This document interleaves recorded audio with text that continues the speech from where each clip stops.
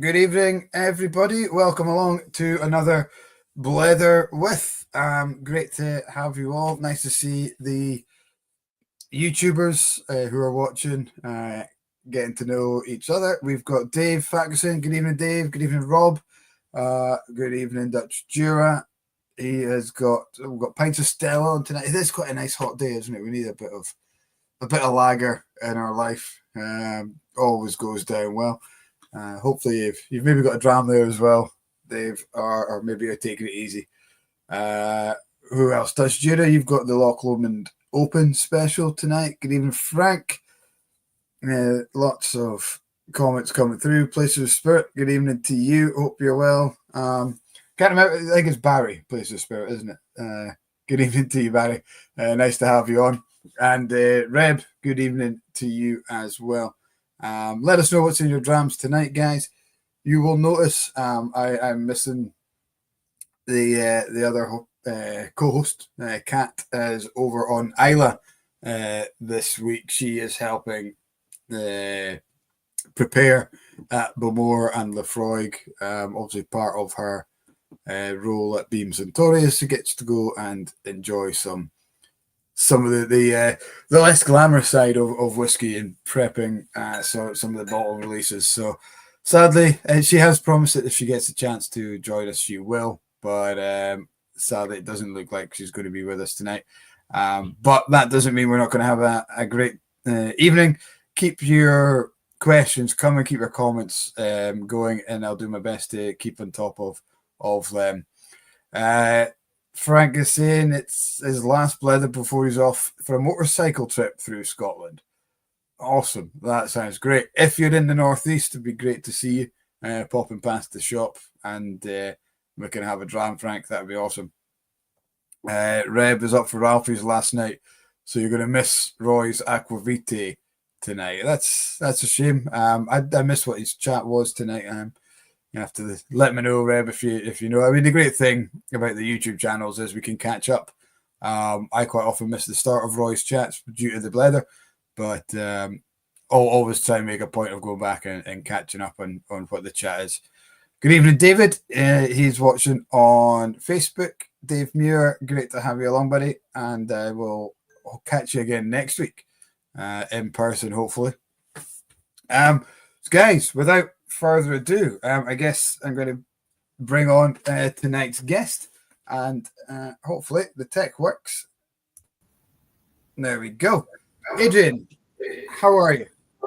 Good evening. I'm very well, thank you very much. I'm sat here with the sun beating down through the window with a dram in my hand, so things have definitely been worse. Yeah, I mean, you can see the sun coming in. I had to close the curtain behind me because it's too bright now. Even in the northeast of Scotland, we have got such a great day. Yeah, and you were saying off air. Maybe I'm not supposed to say this about the corks. Yeah, so we're in the Costa del Dumfries, which is obviously lowlands of Scotland. We've got a little retail shop here. We've got some big bay windows, and obviously we have some displays in there. And we've had one or two corks pop because we've had so much heat coming through the windows. So obviously, unfortunately, they're no longer retail products, and I'll let you guys figure out what then happens to those. Yeah, tasting stock. Safe to say, I've just put another 6 bottles in the window, but let's put it that way. Good. I never thought we'd get hot enough in Scotland that we start popping corks with the heat. I know. Mad. It has its benefits. So your shop in Dumfries, is that purely Claxtons, or do you do a range of? No, I mean, Claxtons are independent bottler. We're based in a sort of country estate in Dumfries and Galloway, which is a big old place, quite rural, and really we're in the middle of nowhere there. So we wanted to set something up locally. Really, it was mainly me and my partner Katie as well. Actually, we wanted to set a bit of a presence up somewhere, a bit built up. So we went to the metropolis of Thornhill which it's got a population of about 2,000 people. And we started filling it up, a really nice little shop on the corner, and started filling it up with whiskey and wine as well. Actually, we stock other things, but it was never meant to be just our product. And we might chat about this later. In general, I think it's a big thing about the indie sector. We Claxtons, or us as a company or a family or an ethos, we work very closely with a lot of other indies. So we were really keen to get a lot of those guys on our shop shelves. And a few of the drams I picked for tonight, actually, we'll talk about them a little bit later on. And I won't spoil them all straight away, but half of them are other indies. In fact, most of them are other indies. So yes, we've got a good selection of our own, but equally importantly, because we're big whiskey enthusiasts ourselves, we've got a good selection of other drams in here as well, produced by some other great bottlers. Awesome. What's in your glass just now? So I'm kicking off the evening with this might be a bit of a contentious one in terms of the name of the whiskey, but it's an indie bottling of Ajura, and it's a 15-year-old Ajura. And I don't know if anyone's familiar with these guys, but this is Cholton Whiskey. Actually, it's a great guy, David Bennett, based in Manchester, and I'm a big fan of his drams. So personally, I pick up a bottle or two of his whenever I can, and I've never had a bad one. Let's put it that way. So yeah, I'm starting off with a bourbon barrel of Ajura. So something I've got a few lined up. I don't know how. What's couth, how many drams you're supposed to have during the course of these things. I thought I'd err on the safe side and stack them up. But I thought it was a good one to kick off with. It's a bourbon barrel. It really depends. Yeah, exactly. When the conversation starts going really downhill, then maybe that's the time. Then we'll know. I discovered Cholton I was at the Hopscotch bar in Liverpool. That's where I discovered David's stuff there, and then got in touch with him. Then we took in a few of the range. Some phenomenal whiskies at good price as well. I find for the kind of time, which would have been probably 2 years ago. We took them in when kind of most indies were kind of forced to raise their price a little bit. He seemed pretty consistent and pretty spot on the money. Did some. Yeah. We got some great. They had a Deanston and a peated Benriach as well, which was phenomenal.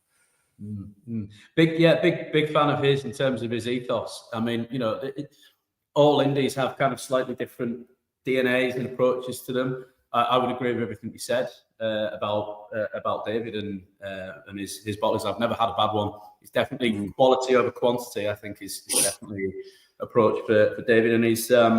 Hopefully, he won't mind me saying that, he keeps a lean operation. He's a one-man band in that sense. And I guess that means that he can really just focus on the whiskey that's going in the bottle and put it out.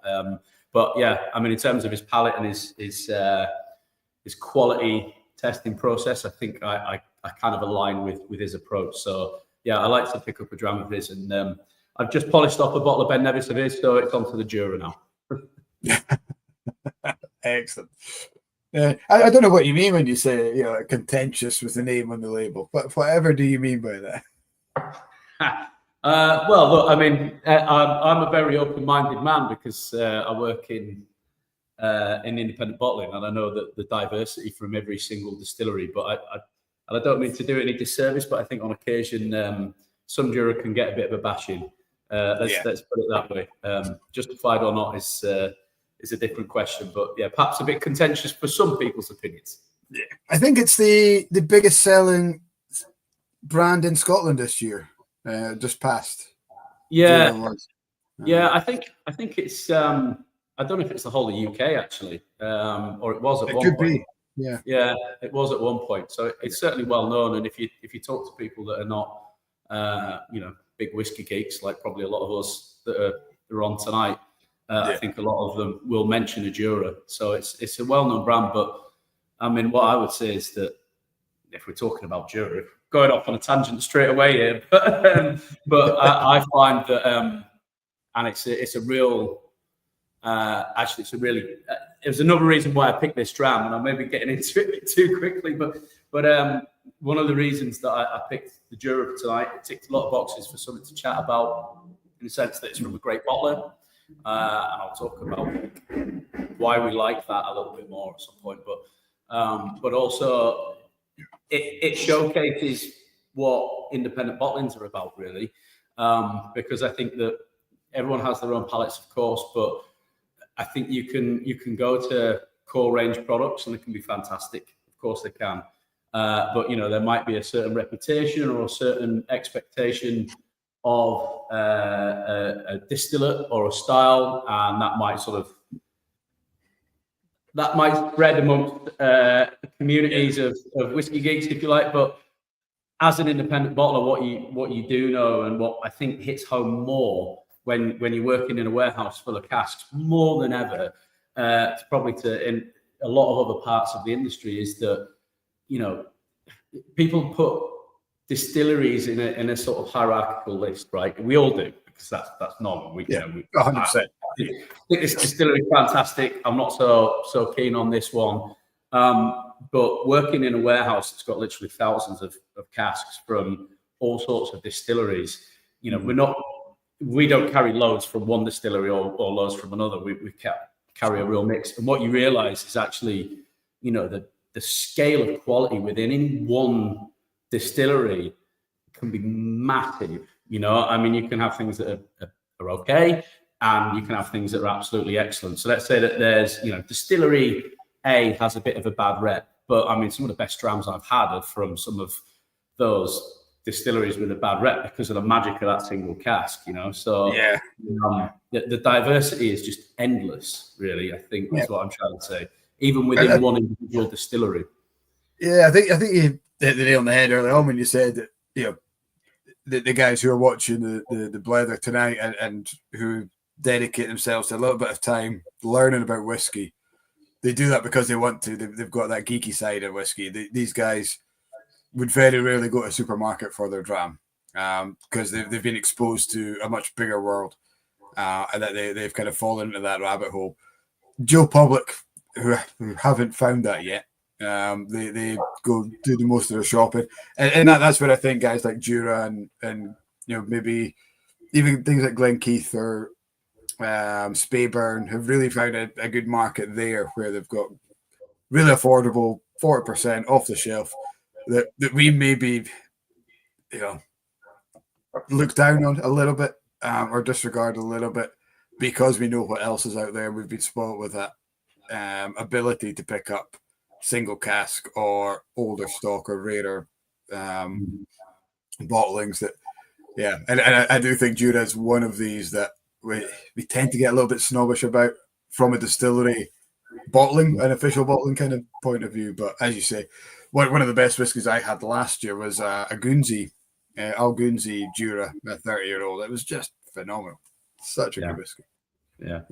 In that sense, it's easy to pick faults in it, but you also got to remember they're dealing with completely different kettle of fish, right? That you're talking about much larger batches. They're looking at consistency, like as you say, like 40% or 43 or 46. They're trying to reach a certain price point on the shelf. Yeah. It isn't fair to compare apples with pears in that sense, but I think that, but again, that's the beauty of being a whiskey geek, and that endless depth that you can dig over. There's 100 distilleries, right? And there's hundreds of distilleries, and inside each single one of those distilleries, there's hundreds and hundreds of varieties, and there's an endless world of exploration out there with that. And I guess, but we all come to it from, or a lot of us come to it from that beginning phase. And most of us have started by picking off those bottles in the supermarket shelf. And that's where a lot of your opinions are formed. And I really enjoy, just as a person, prior to a long time ago, I was a teacher for a little while. And one of the best things I like about festivals is because you get all level of people, you get incredibly experienced people, you get people that are new to the fold, you get people that are somewhere in between.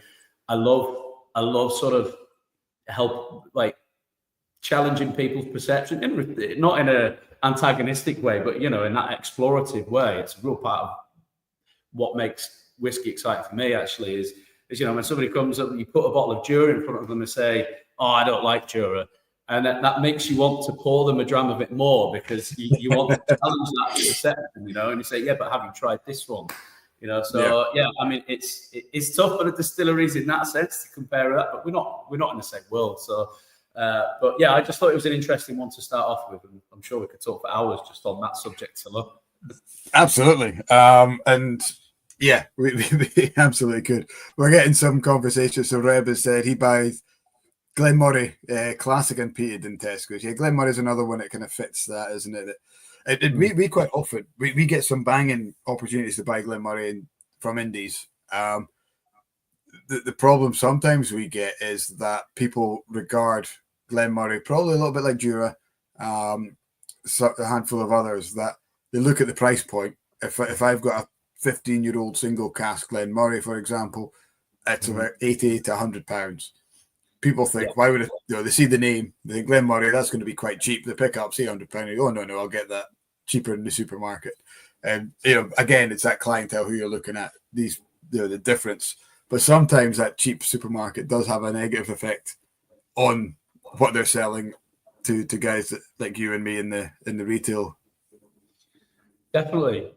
What I would say though is that's part of the challenge of being an indie as well. Because obviously we do the retail bit, but we also do the maturation bottling side of things as well. And that, I think that in a way that's part of the challenge, but it's also part of the beauty, because you're talking about single cask products there. So as much as you'd like to take a bottle that retails, let's say as a retailer, you buy 6 or 12 bottles of a single cask, right? That is a finite amount of liquid. You can't afford, it's not practical to open a full bottle of that and give everyone a taste of it, and therefore the challenge of that is that you're asking a lot of people a lot of the time to make a real leap of faith, and you have to kind of work with them in other ways. But the beauty of it is it means that independent bottling, if you look at it, is never going to be mass produced, and it's always going to be a bit passion led by its definition. Because people's brand recognition can grow, and you look at some of the biggest like Gordon MacPhail's and all those wonderful guys, and yes, they're big and they've gone on to do some fantastic stuff, but that growth is in things like distilleries, right, and those sorts of areas. The independent bottling part of it is always going to be quite finite, because it's not something you can. It's not like nuts and bolts. You can't turn on a factory machine and suddenly produce 200,000 of the same. So every single part of that, whether it's going to the retailer or your distributor, or it all takes labor and love, and it's not something that's scalable. It's all single cask. It's all unique. So that it's part of the challenge, but it's also part of the beauty, and it means that as indies, you're never going to be a big conglomerate, and there's nothing wrong with that as well. That space, we can exist as indies because of the bigger companies that do their groundwork as well, but it's also part of the beauty. But it is a bit of a double-edged sword. Absolutely, yeah. I think you've got a great outlook on that in terms of differentiating, and I think it's key being an indie bottler and also stocking other indies, that you've got that openness to be able to choose what you think. And what I stock in Inverurie, 20 minutes down the road in another shop doesn't sell as well as it does here, and vice versa. And it's amazing how we have little pockets of loyalty towards certain brands. And I think that part of that comes from whoever's behind the counter, whoever's on the shop floor selling it as well.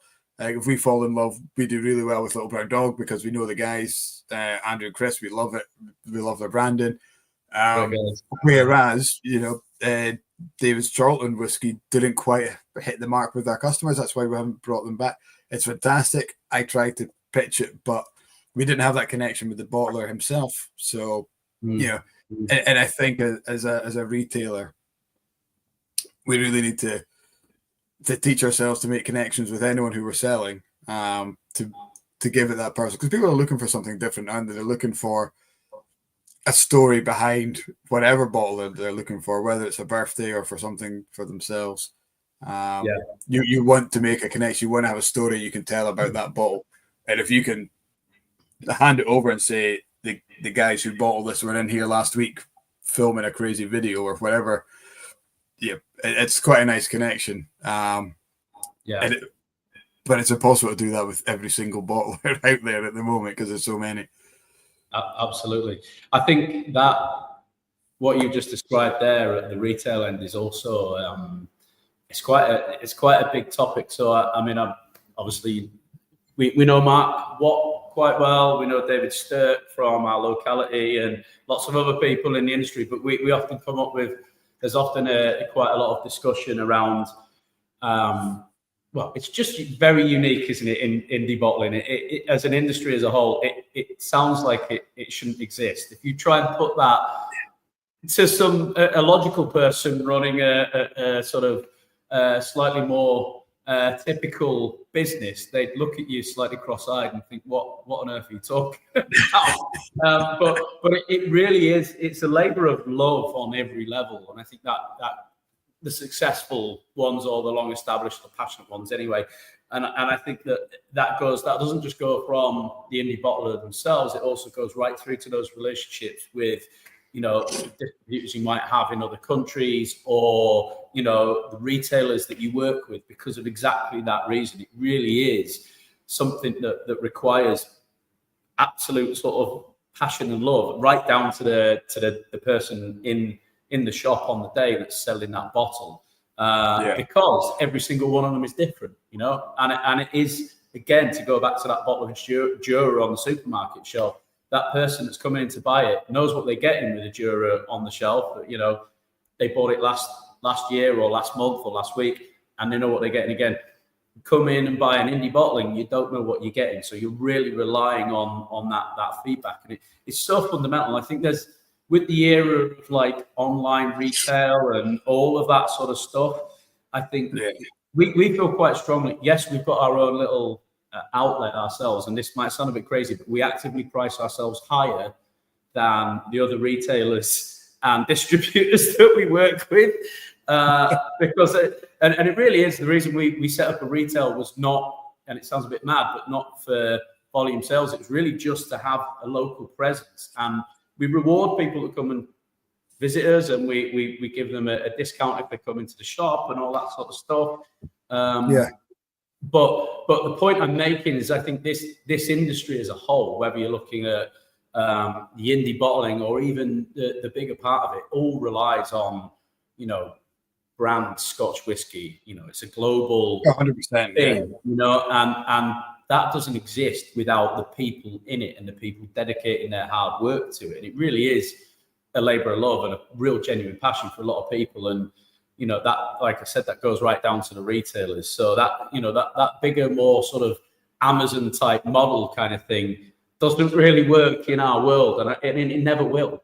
And for me, it's a bit of a romantic about it all. That there's a beauty in that. If you don't have your bricks and mortar retailers and people at festivals, talking face to face with each other, it's not going to last, So it's a fundamental part, but it's also part of the beauty.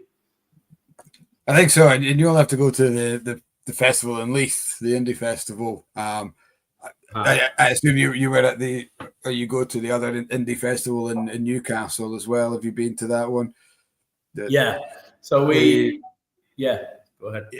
Just gonna say that the buzz. I was at the Leith Festival, and the buzz about it from punters and bottlers. You've seen bottlers going around sharing bottles with each other, and recommending. I would go up to Dean at Money McDavid. Is the first thing they'll say, "Have you been to Claxtons yet? You need to go and try their spring banker," and things like that. And as you say, any other industry, it's mad to think that you sitting there trying to sell your stuff and say, if you don't like this one, go over to these guys and try that. You'll love it. And there's just absolutely nothing like it at all. It's fantastic. It really is. Yeah, and I think when I get out to the festivals, one of the things I almost do straight away is disappear from behind the stand and get round everyone else's stand and scope out which ones I can have a try of and which ones I might want to grab a bottle of myself. But yeah, absolutely. I don't think you'd have had much of a chance in Leith. You guys were 10 deep at the whole festival, weren't you? We were, but we threw a few people at it because I knew I'd be wanting to. Well, we all wanted to get around all the stands, so we probably had twice the amount of people we would normally take. But yeah, look, it's a wonderful part of the industry, and us, we've got our own warehouse and bottling facility where we work. We're lucky enough to have the opportunity to store and mature our own casks, and we bring in our own fresh wood. We work with the bodegas, so we get to really do the maturation side of it from scratch, which is fantastic. But the other great thing about that is that we get to work with, alongside, for mutual benefit, other indies. And again, that's a bit of a unique situation where you're both working with, you call it competition. It sounds weird calling them your competition because they're really not. But you're working with your competition and you're working together for mutual benefit, I think, and for greater good. And so we store and we mature and we bottle for some amazing brands. We push them as much as we push our own. And for example, when we go if we're shipping pallets out to somewhere like Japan or what have you, often there's a conversation between us and the other indies we work with. Oh, can we combine some pallets together to keep the cost down and all, and that sort of stuff happens all the time. And it just, I can't think of another industry. I'm sure there is in some weird part of the world, but I can't think of another industry that really works quite like that. That's phenomenal. Yeah. I've got a question from Dutch Jura who's watching on YouTube. He says, I might be wrong, but is Bladnoch the nearest distillery to you guys? They're pretty close. We've got Bladnoch, we've got Annandale are close to us, but it depends on, the closest to us, if you're talking about long established, would be Bladnoch. But obviously we've seen a recent surge in distilleries over the past 2 decades. But the closest one to us is actually a little distillery called, it's the Old Girth Distillery. And that's about a mile down the road from us. But as far as I'm aware, they're not even producing yet. But Bladnoch would be your longest continually running one, and then Annandale on the other side. So we're in the Lowlands, and I think Lowlands is an interesting one, and we kind of it's a big space comparatively to landmass. If you're looking at it as a sort of Scotch Whisky Association designated category, it's quite a big landmass. And up until recently has not had a huge amount of distilleries, and they've been quite spread out. But it's definitely, that has changed a little bit over the years. I mean, because we're right in the Lowlands, we're just north of Dumfries, so we're lowlands, and we often forget that, like the guys in Edinburgh and Glasgow, they're still Lowlands, but they're almost the Highlands to us, they're the Northerners, aren't they? Yeah, right, exactly. I still find it fascinating just how big. Because I remember going down, I was doing the Whisky Ambassador Advanced course in Glasgow, and we had a couple of bottles to put down to AD Rattray. And I thought, you know what, they're just down the road from where I'm going. I'll nip in past. And then when you put it into Google Maps, it's about an hour and a half past Glasgow. I was like, Jesus. Yeah. And I didn't realize, even being living in Scotland my whole life, you forget, or you don't get the notion of just how big or how much of Scotland is south of kind of Glasgow and Edinburgh. Yeah. Well, also, I mean, going even further than that, Dumfries and Galloway as a county, I think it's, is it the biggest county in landmass? I mean, somebody will Google that and tell me I'm wrong, but it's definitely up there. But I mean, let's put it, there's no major motorways around here, let's put it that way. So it's about as rural as you get, certainly in the lowland area. And yeah, you're lucky if anywhere is commutable in an hour and a half, especially when you're sitting behind the tractors for about 50% of it. But yeah, I mean, that's part of the beauty of it as well. You know, it really is off the beaten track. It's kind of what drew us to it in a way when we set up our warehouses as well, because it just is in the middle of absolutely nowhere, really green, really quiet. It's not heavy with tourists. Nothing wrong with that. We love tourists. They're great when we get to meet them, but it's a little bit more personable in that sense. So it's quite a quiet part of the world,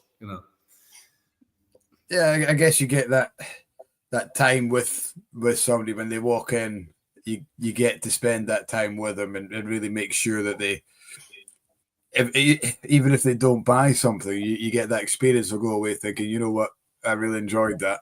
I'll look out for them in the future, or I'll look out for a bottle, or I'll go back or whatever. Because we have so much restrictions now on travel. I know a lot of people will be coming over for the Campling Festival and the Faisial in the coming days.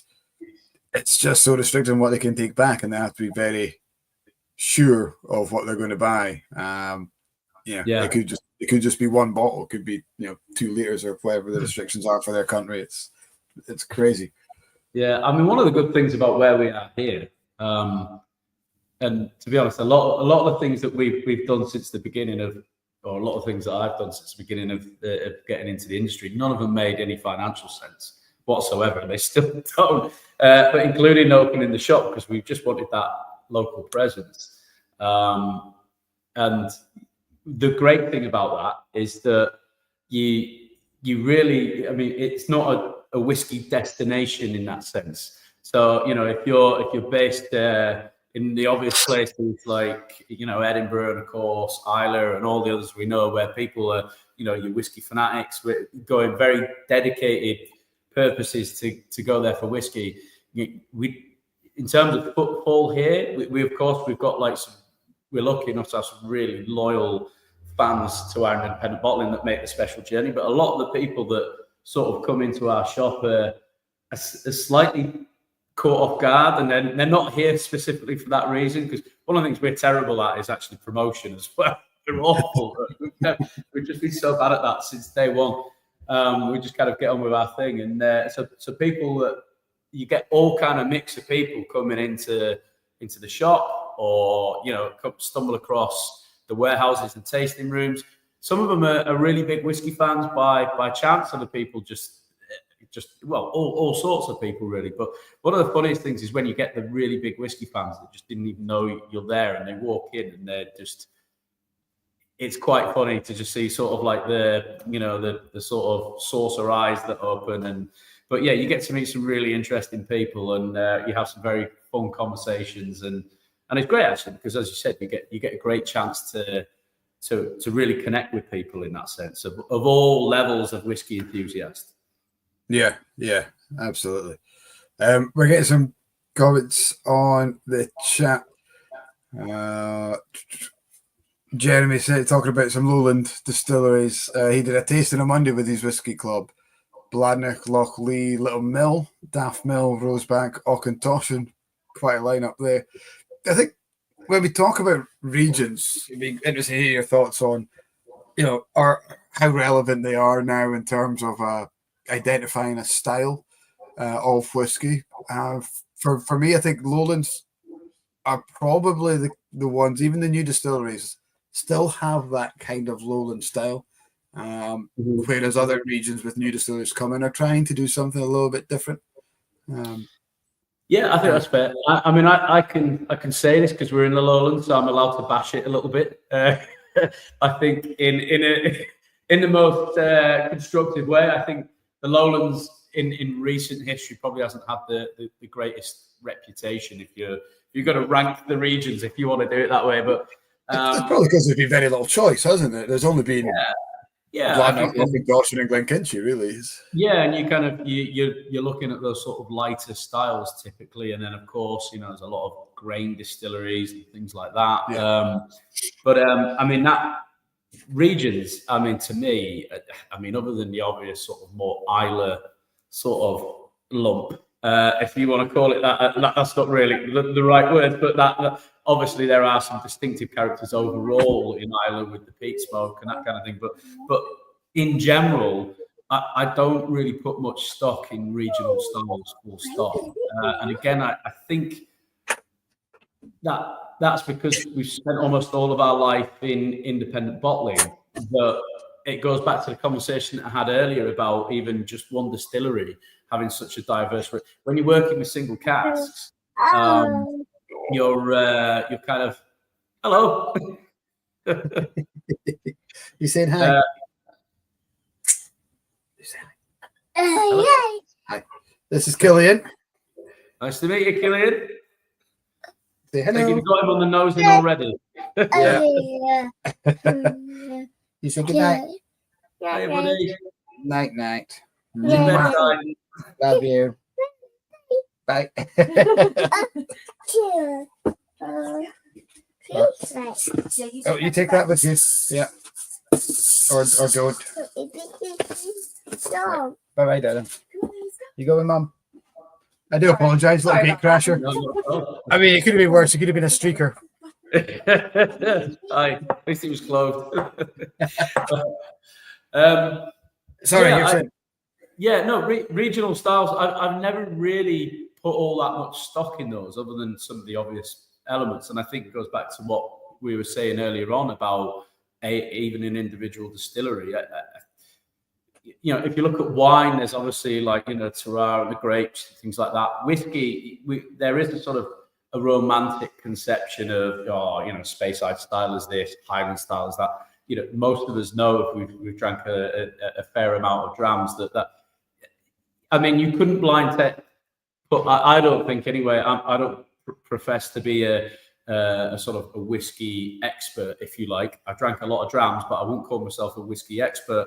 And I don't think you could blindfold me and just say, well, I mean, other than the obvious with some Islay distilleries, tell me what region that's from. Yes, you might recognize certain distinctive distillery characters from certain, distillates and things like that. But overall, regional style to me doesn't hold much sway because, the process itself is so down to the individual distillery. And then, of course, the equally fundamental part of maturation, that there's so much diversity, even within individual distilleries, that regional style to me is not really much of a gauge in reality. I think it helps if you're trying to get somebody's grip in when they're first coming to understanding the concepts of the diversity of Scotch whisky, but you soon sort of that soon falls away really once you get your teeth into it.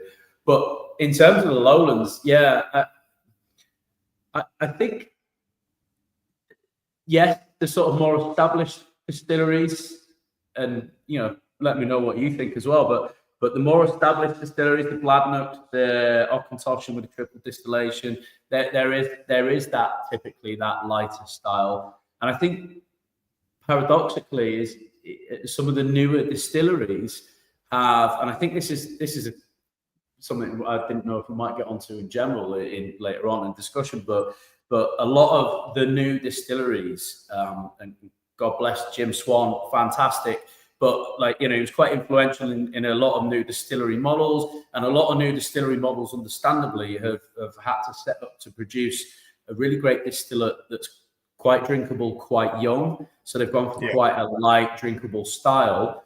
And because we've already got that sort of style in the lowlands, some of those newer lowland distilleries have followed that lighter style, as have a lot of newer distilleries all across Scotland, I think. And it's kind of made that it has sort of kept that style consistent, if that makes sense. I don't know if that's making much sense. I mean, there are obviously exceptions to the rules, of course there are, and there are amazing new distilleries. And I'll talk. There's, in fact, the dram I've got in my glass at the moment is a 4-year-old Glasgow, which there you go. That is one of ours. I thought I can't do everyone else's bottlings. So I have to put one of ours in. But it's a 4-year-old Glasgow, and that's a fantastic distillate to work with as an indie bottler. And of course, you've got things like Dornoch. All that you could go on for ages. Some great new distilleries. The Ardnamurchan boys producing some fantastic stuff that's really got some great character. But some of the more recent newer distilleries have definitely gone through that lighter style, and some of those sit in that lowland category. So to go back to that original comment, a very roundabout way, I think there is still a bit of a regional style in the lowlands. But the best thing about being an indie bottler in the Lowlands is that you can bottle all the styles, of course. Yeah, that's always a bonus, isn't it? As long as it's good, it doesn't matter the style, because you can let people make their own minds up if they follow the space side or the what they believe to be that style. There's a couple of comments on the bottles in the chat. I've got one of yours here, and I deliberately left this for tonight. This is a port cast that he did from Ardmore that David Stark has bottled. Dave Ferguson is saying he loves the bottles. He's asking if you ship, and he wants to know how much your shipping costs are. Basically, because the bottle doesn't go in a standard shaped kind of box for shipping, I guess. Well, actually, the Dutch Jura is also saying he's got to agree about the bottle. They love the square. It's almost like a gigantic hip flask, isn't it? Which is quite cool. Yeah. When it comes to pouring that last dram, you can see I've.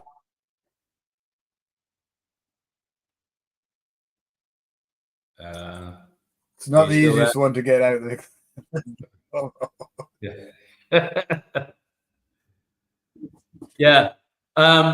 bottle. No, look, thanks. I mean, we've had there's some of the kinder comments. I think it's definitely a Marmite shape.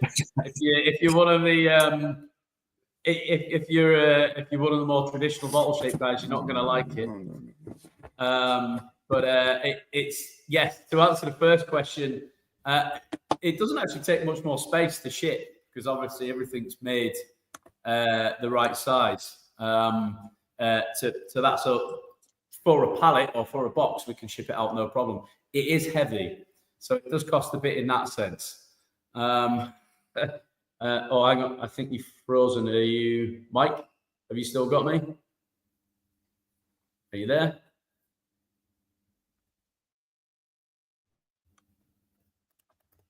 Is that you or is that me? I think that's me. It's you.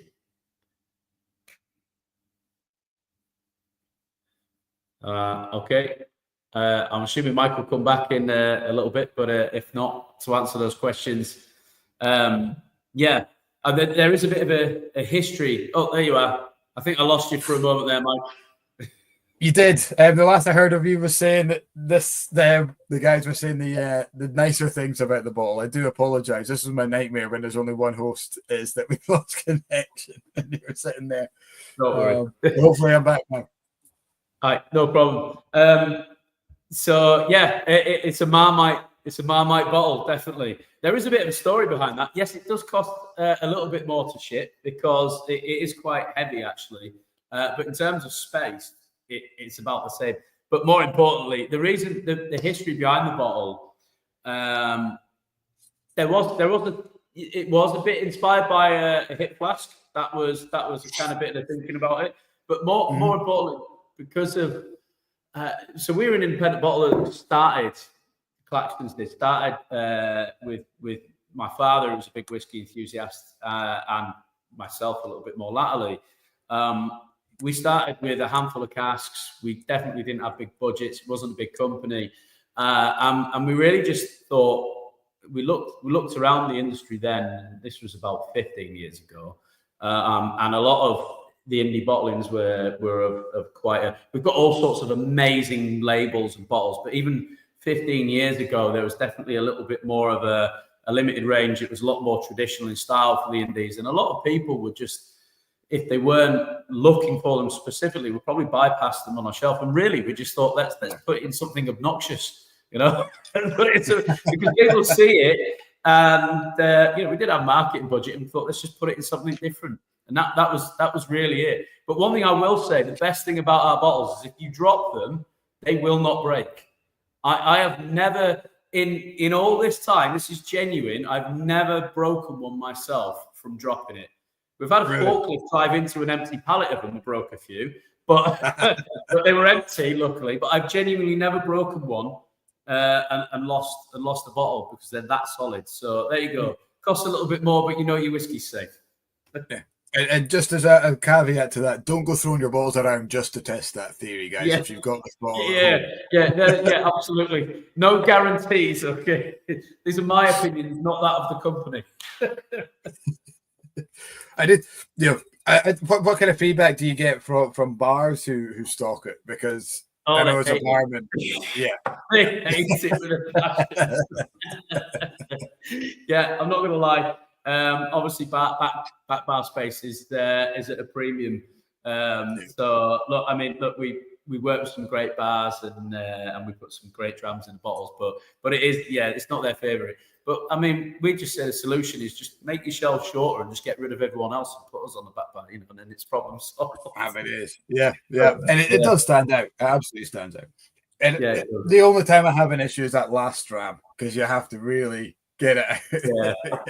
Well, it makes a ceremony out of it, right? Then you really absolutely, But it's I mean, it's certainly a talking point when you have them on the shelf. People do go, they kind of, they're like Monster Flame. They go to it, they pick it up, and it's quite an easy bottle to pick up as well. You get some kind of, I'm just using this, Cat will hate me for using this, but if you've got somebody who's smaller with little hands picking up a box or a bottle like that, it's quite bulky and square. Whereas that feels, any size of hand can pick up that box. There you go. I mean, you need big forearms because it weighs a bit, but apart from that, you're all right. Absolutely. So Adrian, I mean, how did it all start for you in whiskey in general? What was, do you have a dram that just hooked you, or was it an event, or? Yeah. There's, I mean, people talk about epiphany moments with whiskey, don't they? But mine was a multitude of things, I think. My father is still part of the business, but pretty much retired now.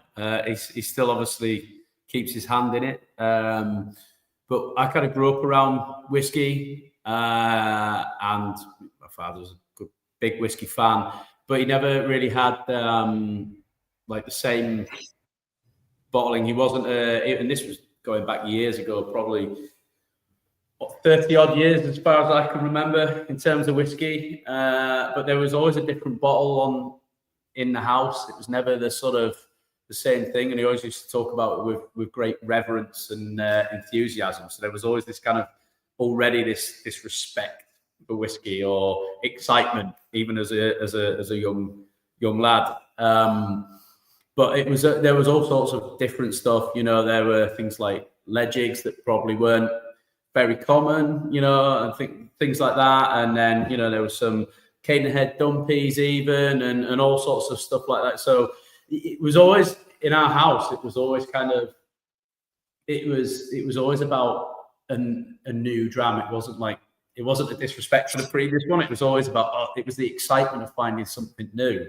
And it was a sort of journey of kind of, I mean, it was almost a bit ADHD, if you like. It was just kind of like the enjoyment of jumping from one to that and discovering something else, and I think that the reason why that was whiskey is I think it's a category like almost no other with that variety, and that. So I grew up around that. But obviously, as a 10-year-old, you're not really thinking about that sort of stuff. But then there were a few moments for me where I guess there were a couple really. I was in a previous life I was a teacher, and I was I already had a growing enthusiasm for whiskey, and then it was a bottling. I got a new job, and it was a bottling that my sister bought me. It was an old malt cask, and it was probably then cost not much.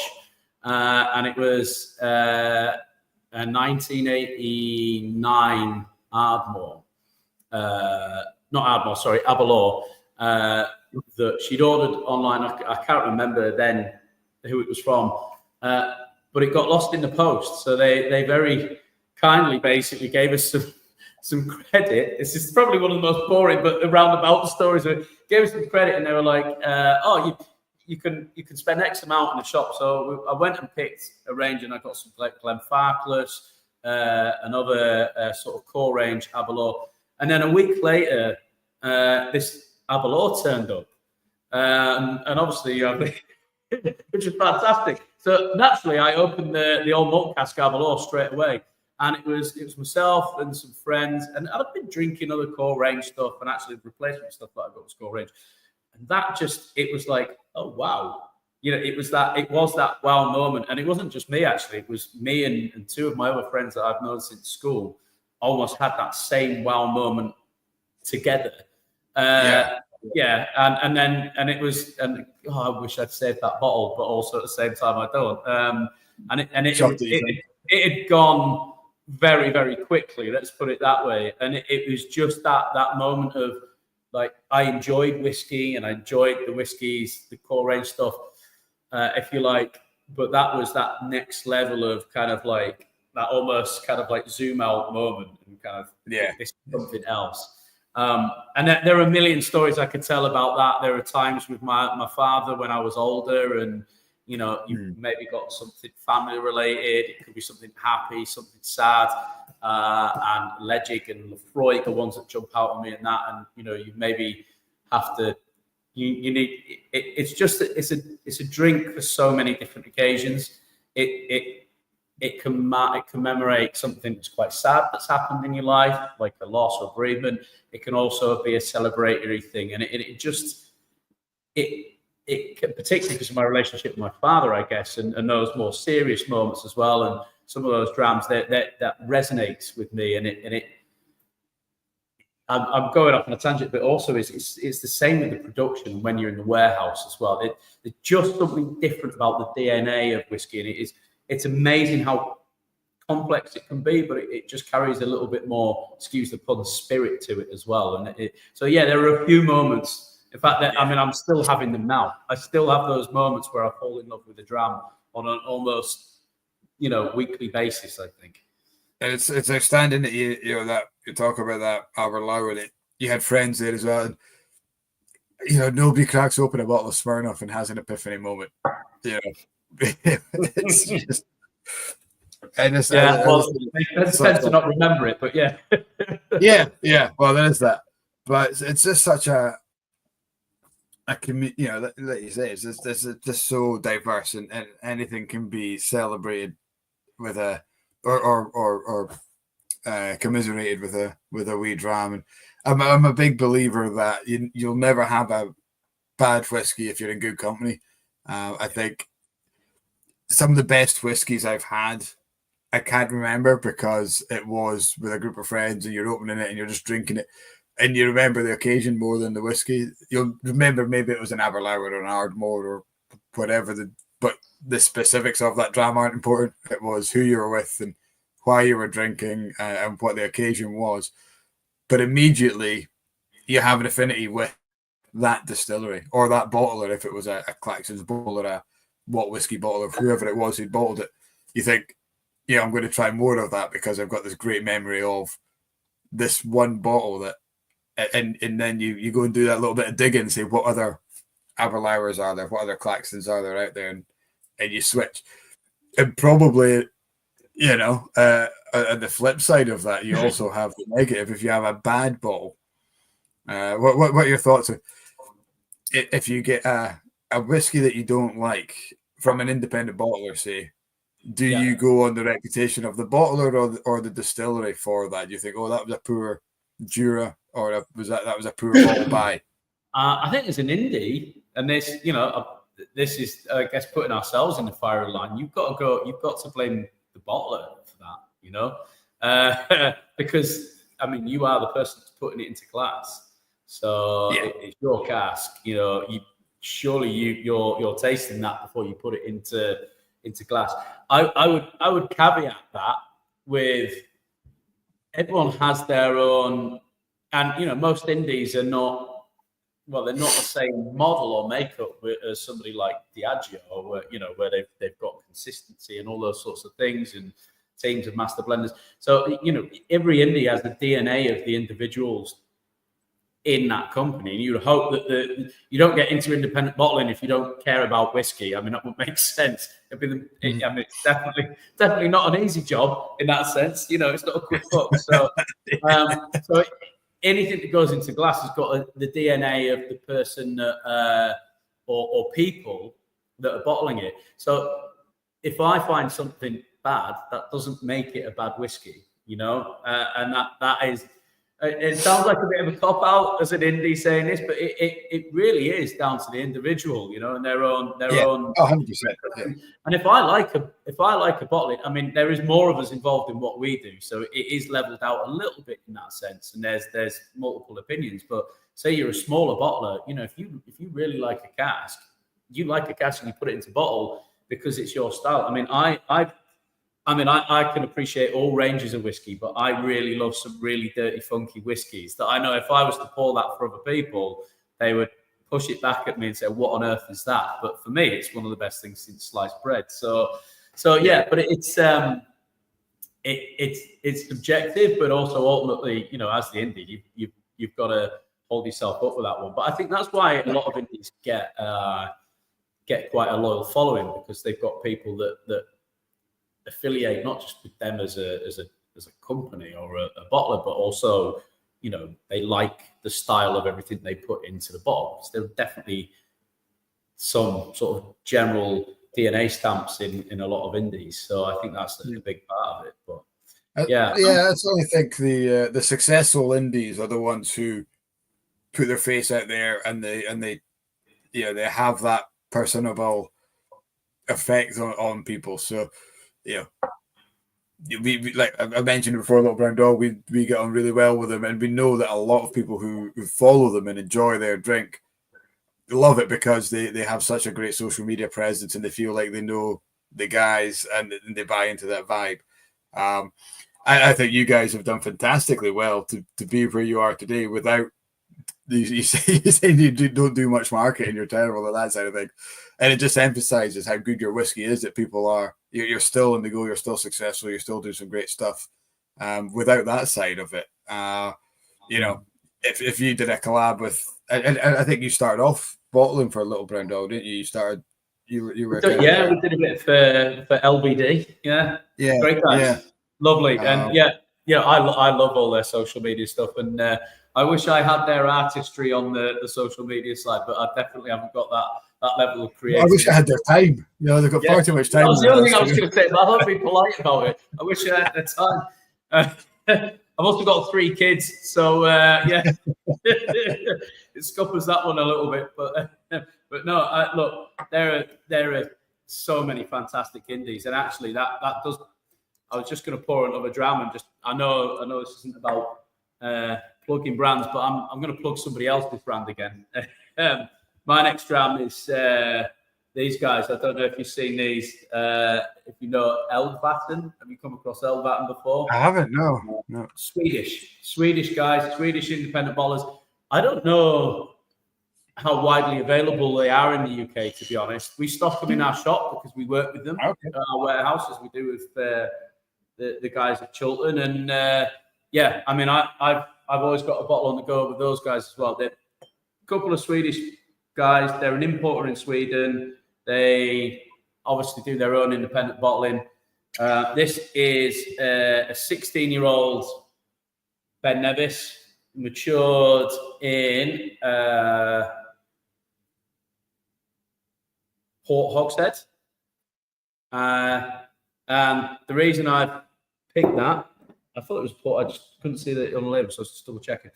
I think they're great. But talking about that DNA, actually, it's a good point to do. I think also you kind of get, as an indie that works internationally, there is, to a certain degree, you also notice in certain countries there's a bit of a sort of preference for certain styles. I mean, this is a real generalization, but my experience of a lot of the big whiskey enthusiasts in Sweden is they like really big, robust, punchy drams. You know, they love their brew claddies, they love the fiery, high ABVs. They don't want something that's too light and floral. They like a dram with a punch. They like flavour and they like it big. You know, if it's a sherry cask, it has to be a massive sherry cask. If it's peaty, it has to be a massive peat bomb. Yeah, and the higher the ABV, the better. You know, that sort of. So they're not gentle souls. But what I would say with these guys, I mean, obviously they've got full diverse array, but I mean, you know, there is a degree of that in their style, I think, and that to go back to what we were talking about before with Indies, I think they do have that character. And again, there's two main guys, Tommy and Pete, that lead it up. Wonderful operation, very quality led, but it's quality led in terms of what they like, which is exactly what you should be as an indie. Otherwise, you know, why are you there? So the dram I've got now, and this is some of the drams I lean to on the opposite end of the spectrum, is this has got loads of funk in it, if that makes sense. I mean, I like funky drams. So I love a Springbank, of course. So you can get some really great minerality, industrial elements in a Springbank. Some of the Ben Nevises and this one, I don't want to do it disservice, but it's almost got like a bit of cheesy sort of cheese rind, blue cheese, cheesy sock, funky sock. Right, It sounds love that, but in a dram, for me, it's brilliant. What I love about some of these tasting notes and nosing notes, especially from these funkier drams, is when you say it out loud, it's like, how can that be good? How, you know, you hear yourself saying it and you're like, what am I talking about? This you know, we're not selling it at all. But the guys at home, I think, will get it, and they know exactly what you're talking about. That moldy cheese, or the blue cheese kind of. It's just that Moorishness about it, isn't it? Where it sounds like it shouldn't work, but when you have a taste, you're like, you know, you just keep going back and going back and going back. It's complexity, isn't it? It adds that extra layer of complexity, I think, you know. And Elvatin, I just googled it to remind myself to check them out later. It means fire water, and I think that sums up. You know, there you go. Exactly. They like that big punchy.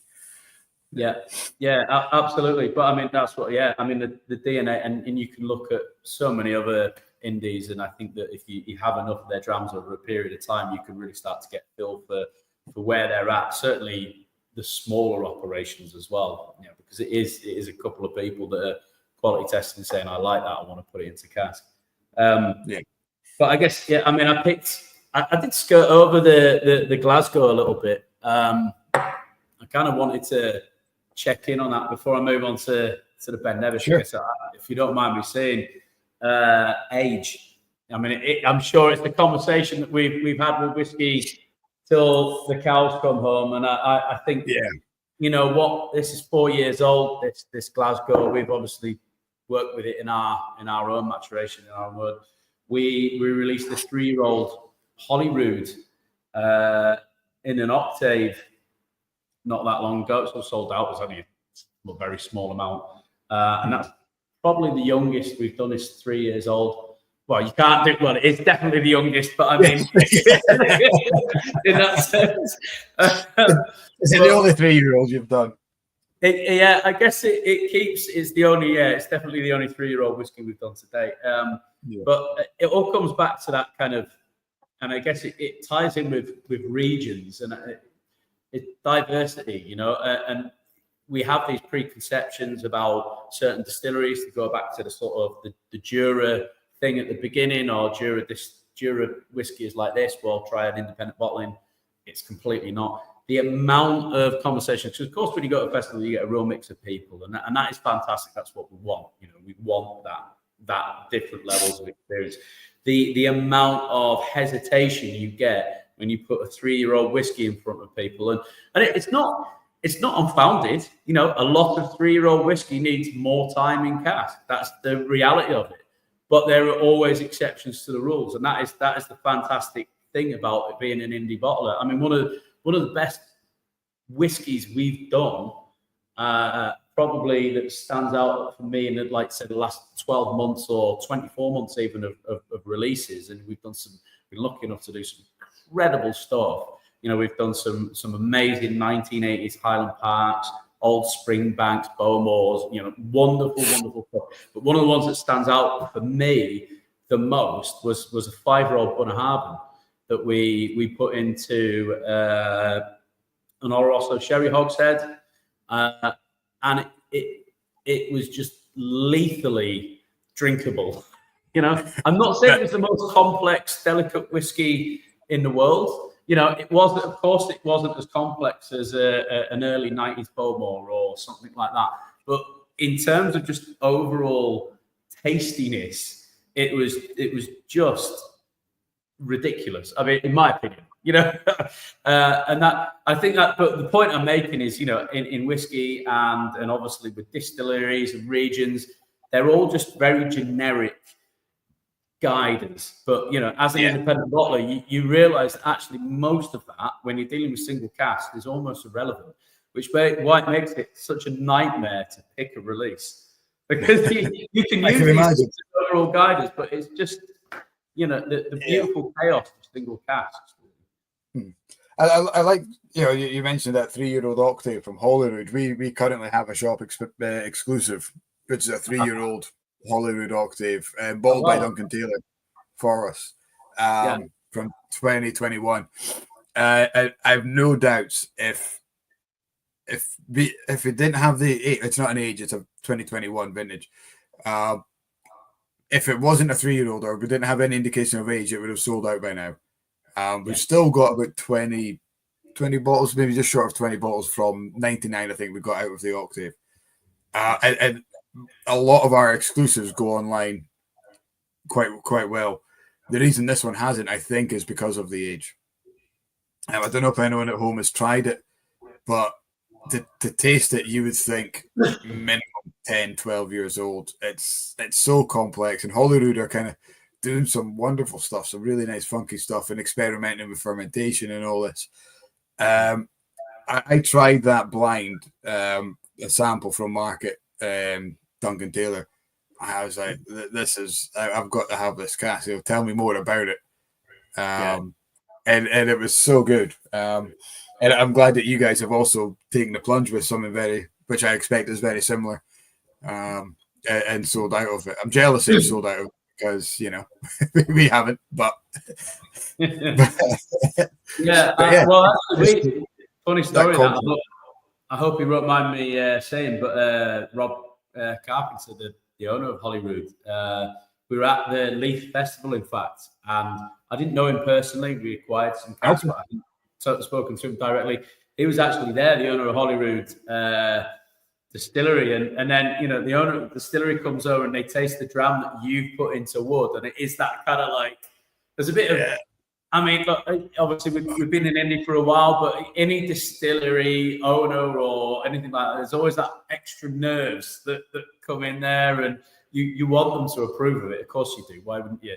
Unfortunately, you bought a bottle, so I think hopefully that was a good sign. So, but yeah, exactly that. But I tell you what, I do have to eat my own words on that. Whilst I'm preaching about age just being a number, I have to take my hat off to our warehouse manager, Martin.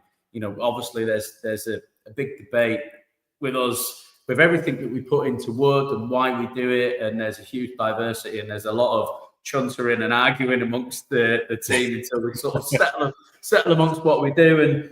And Martin, he's our general manager. He's fantastic. He's so passionate about what he does. He loves working with the wood and the distillate like nobody else I've ever met before. And we were doing a few bits, and we had some of the Holyrood extra, and he's like, I'm going to put some of it in octave. But at the time it was only like 6 months old or something like that. And I think there was a little bit of a professional disagreement about putting something 6 months old into an octave, because if you know about octaves, you know how influential they could be, and I just didn't think it was going to go the distance. And then fast forward probably 3 years, just over 3 years old, so about nearly 3 years later, and it's been put into bottle, and it was fantastic. So again, this is the wonderful chaos and diversity of cask maturation. But yeah, hats off to him on that one. But yeah, I mean, eating my own words in that sense, but it goes to show that age is just a number. It absolutely is. Keith Duncan, who's watching, has said the Holyrood's an amazing dram, and a blind taste, and it would sell out 99 bottles in no time. Thank you for that, Keith. That's not my words. That's Keith Duncan there saying that. So thank you very much. You'll slip into later. Yeah, I know. I will do. I'll slip him a free sample I can't remember who sent you down a sample actually, Keith, and you bought off the back of a sample. I think I remember sending you that. Well, I'm going to pour another dram, and this one's going back to a couple of years ago. This was bottled in 2022. I only found it the other day. I explained to you offset that we're away to be moving location as a shop still within Inverurie.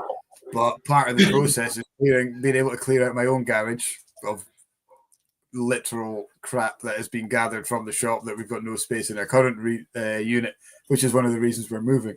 And I managed to find a couple of bangers. This is a Glendullan 12-year-old in the Refill Bourbon Barrel, finishing a Cote Rote wine cask. And I remember, so I think this was done in the first sitting when we first opened the bottle, and then it got put away because it was one of those dangerous juices that you would just end up finishing the whole bottle if you weren't careful.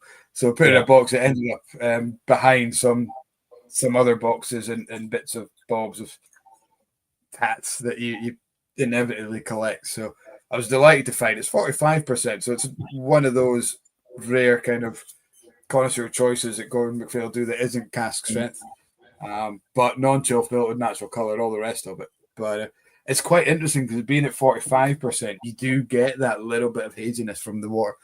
It's very rare that you get that dram that you can showcase that haziness naturally.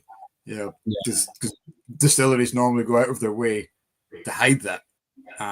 So unless you get a really old dram that's going to naturally drop below that, it's quite an interesting one. I'll try and my camera's probably not good enough to show what's going to happen, but that viscosity sticks for so long around that haziness. It's quite interesting, but the taste is fantastic. No. Do you know, Glendullan is one of those ones, I guess, so part of what I do on a daily basis is spirit supply, as in spirit supply into us as an independent bottler, and they're obviously they're a distillate that you think that would be easier to get as an independent bottler that just aren't. Like, for example, a lot of the Diageo big sort of distillates, you think, they must be around 10 a penny, but they're not. They're really hard to get, and or certain things from Pernod Ricard, if you like, and I think probably so this is where there's a bit of a disconnect because we're genuinely we're whiskey geeks, basically. We're collectors. We've got that sticker book. I mean, as a kid, I used to have a Panini football sticker book, and I had to get the sticker in every single one. It's no different now as an independent bottler in collecting and bottling casks. You won't put anything out there you're not happy with, but there's always an itch to scratch with any distillery that you haven't bottled a cask for, because diversity for us as an indie is a massive part of it. Well, just as people, we want that diversity, and I guess things like Cardew and all that sort of stuff that is fairly well known and on shop shelves and all that sort of stuff. As an indie, it's almost impossible to get that and put it into glass. But when you do, or if you do, put something like that in a glass, most whiskey fanatics will look at it and go, I've had loads of those, I'm not bothered. So what drives us as an indie is often the opposite of what a lot of consumers are looking for. But that's the whiskey geek in me getting the better of myself and saying, I've got to bottle one of these because we haven't done it. It makes no sense whatsoever. A lot of what we do makes no financial or business sense whatsoever. But here we are. Is there any that you haven't bottled that you'd really, really love to get your hands on? Well, I mean, obviously there's all the closed distilleries and everything like that. What I guess they're probably right up there in terms of the achievable. Nobody's bottling a Ferrintosh or anything like that anytime soon, but Banff for me. And there are a few casks lurking in the deep dark sort of warehouses of certain corners of Scotland. But I think I would probably have to sell both of my kidneys to do it.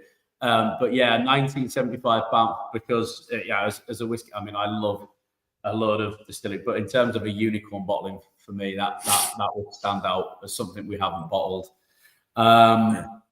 In terms of, let's say, sort of still operating distilleries, all the ones we haven't bottled, really. And of course, we've bottled a lot, but there's a lot of lists. We are really excited to be bottling an Ardnam Merkin soon, which we haven't bottled to date. So that's a big one on the list, because I think those guys, we're talking about new distilleries that are doing great stuff. I think they're one of the ones that set out to have a bit of character. I think they've got a real malty, and I mean this in the nicest way, sort of farmyardy almost elements to their DNA that I love, because I think there's, like I say, a lot of new distilleries are producing great liquid, fantastic liquid for the age it is, but it's been really well produced to be, great drinkable whiskey at a young age. But I think when you're somebody who's drank more whiskey than your average consumer, I think you start to look for character, it's not. Like some of the Japanese whiskies are amazing, but they're almost like perfectly engineered, if you know what I mean. And what I think as a whiskey enthusiast, you're looking for something that's got almost, not a defect isn't the right word of it, but something like. I think you're right. Yeah, something different. It proves the human touch, doesn't it? It's exactly that. And I think that. I mean, it's like lots of things in life. Nobody wants to be speaking to a mannequin or an AI sort of generated, perfect looking person. I think it's the same approach for me with whiskey. You want something that feels like it's real. And I think that, and indeed, that human touch, the beauty almost comes from the flaws, if that makes sense. Yeah. And not that they're flaws. That's not the right word to use for it. But that's why I like a lot of the dirtier drams, if you like, because I guess that's why, or maybe one of the reasons why indie bottlers get their hands on certain casks, because these are casks that don't follow the protocol from the distillery. That's that flavor profile that they're looking for, that consistency and that fairly narrow profile of whatever distillery it is, a 10-year-old, a 12-year-old, 15-year-old. They have to say, well, this isn't going to do the job for our core range. Let's sell it to a blender or a broker or an indie or something like that. And that's where we get our hands on it. These kind of ones that just stray off the beaten path a little bit. And that's the great thing about it is, it's not bad whiskey. It's just something that doesn't conform to what they were looking for. Definitely. And I think that's, again, it goes back to one of the greatest things about being an indie is you're unshackled in that sense. You're free. And again, the DNA of the bottler, you're free to put into a bottle because it's a single cask as well. You're able to take more risk in that sense. And that's not to say that for us, we will never put anything in a bottle that we're not 100% happy with. I'm sure that is 99% of bottlers out there. But what I mean is you can taste something and say, and the majority of people, whiskey enthusiasts, going to like this? Probably not. Will 10% of them absolutely love it? Probably. You know what I mean? And you've got that freedom to do that because there isn't this bigger kind of like, we must march to this drum kind of thing. That's part of the beauty of it. But I think the more experience you get as a whiskey drinker, you don't want all your whiskeys to taste the same. I mean, why would you wouldn't want to eat the same thing for your dinner every single night? Your tea, why would you want the same thing in your glass? It's the same principle. Well, okay, let's delve down that route. If you had to, if you had a desert island dram, I think Reb mentioned Colila, 12-year-old, right at the start of the chat. That's what he was on tonight because he was tired. He didn't want to have to think about it, so he just picks his kind of go-to favorite. If you could have one dram for the rest of your life, what would it be? Well, I guess, I mean, if you're talking, most of my experience in recent years is single cask. So, but that's a bit of there's no point me saying, "Oh, Cask 1597." Distilleries. My shortlist would be, as in still operating distilleries, would probably be at the moment Springbank or Ben Nevis of the still operating guys. And again, for the reasons that we've said, certainly. But again, it depends on what sort of era you're talking as well, you know. But I would say, some of the later to give you a real geek answer, later 1996 Ben Nevis, if I was forced into a specific category. If you were taking a more broad, general distillery profile, I'd go Springbank. Okay. I'll accept that. I would probably be, I would probably cop out and I'd have to go Glendronach. I think if I was being specific, I'd say 93, 94 Glendronach. But yeah. The core range. I would go for, hang on 1 second. I think my laptop's about to die. So this is where the technical wizardry of Claxtons falls down. I'm going to have to move to another part where I can reach a plug. we normally do this. Cat normally jumps out about half an hour in to go find a charger, so don't worry about it. You just wanted an excuse to show off more of the shop, didn't you? That's all you did. That's it. Yeah. It's in fact, actually saying that, I'm gonna switch it around here because it's just slightly easier light for us, I think. There we go. Look at that. You said you're no use at this market thing. You're just giving us a tour around the shop and made it seem like it was completely accidental. I've just got to bring all the crap to now. Sure, no worries. Tim has got a Cannon Heads Ben Nevis 1996 21-year-old. Absolutely banging. The last time I had a 21-year-old Ben Nevis was from a short-lived indie called Grinley's. I'm not sure if you remember George Grinley had a range out. It was mostly very young whiskey, and I think he was maybe just a bit ahead of his time. I think he had a 4-year-old Glengarry came out, and he had an 8-year-old Tomatin, a couple others, but he peaked with the old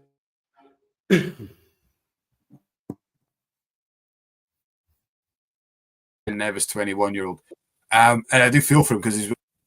I just wondered if he was around now, or as a bottler now, his whiskey would have been more accepted.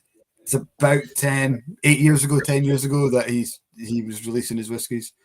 If I remember right, he used to work with the Tomatin distillery and bought some casks over time. And he only released maybe a dozen, maybe 10 casks. But just when the Ben Nevis 21-year-old came out, it just reminded me of Grinley's.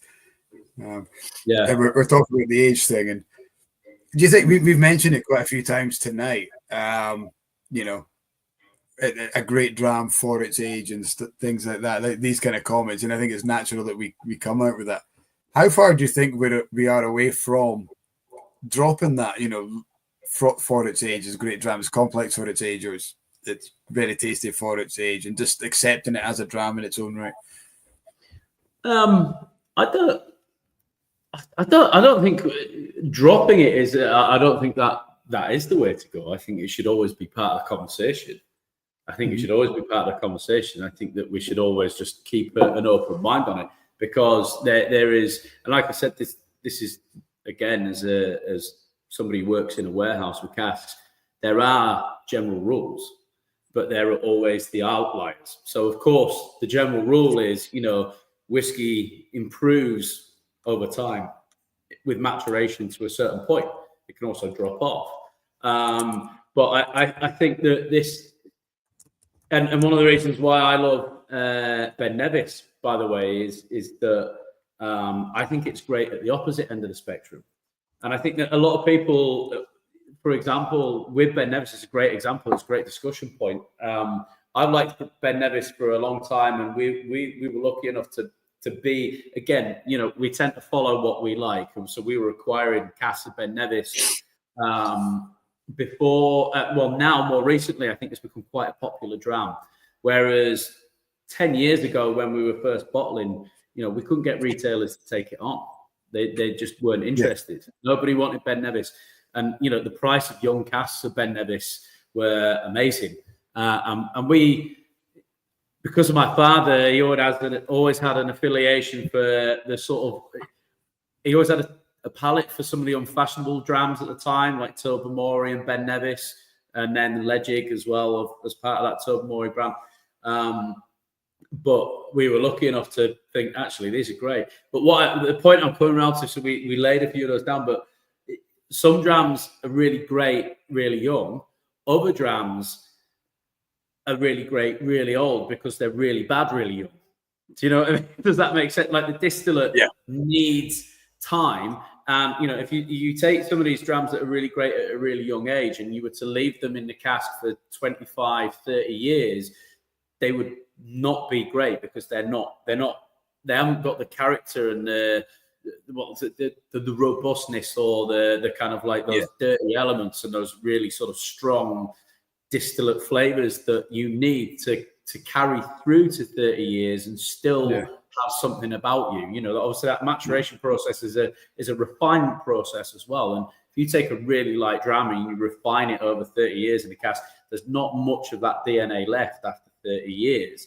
And it cannot carry the same level of complexity as a Ben Nevis after 30 years. But see, that same Ben Nevis at 12 years, that distillate might not have tasted that great, but it tastes amazing at 25, 30 years old. It's almost like a grain whiskey, for the purpose of grain, for going into blends, you want it quite young because you want that consistency and you want that non-complexity. But drink it as a single grain in its own right, you're not going to be very impressed. But you leave that to 15, 20, 25 years and you're going to get a phenomenal whiskey.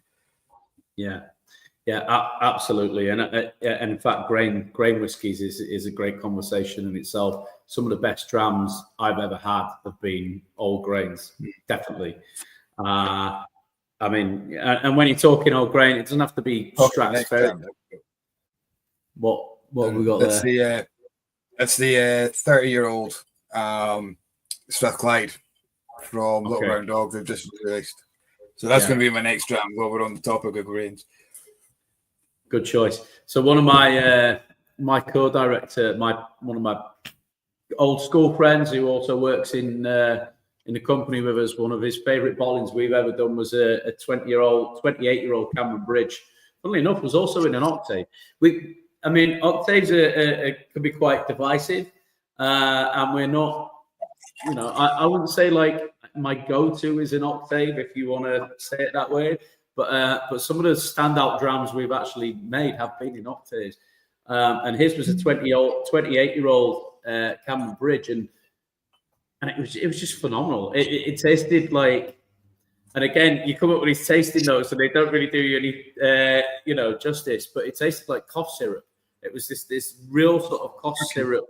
It was quite thick, but in a really in the most complimentary way you can sort of dress up that tasting note. But it was just so distinctive because of the combination with the grain, and it was a PX octave, and the way it intertwined was just fantastically phenomenal. But yeah, it was one of his. But I think it's safe to say that the ullage from that cask, the evaporation, the angel share was quite heavy, I think.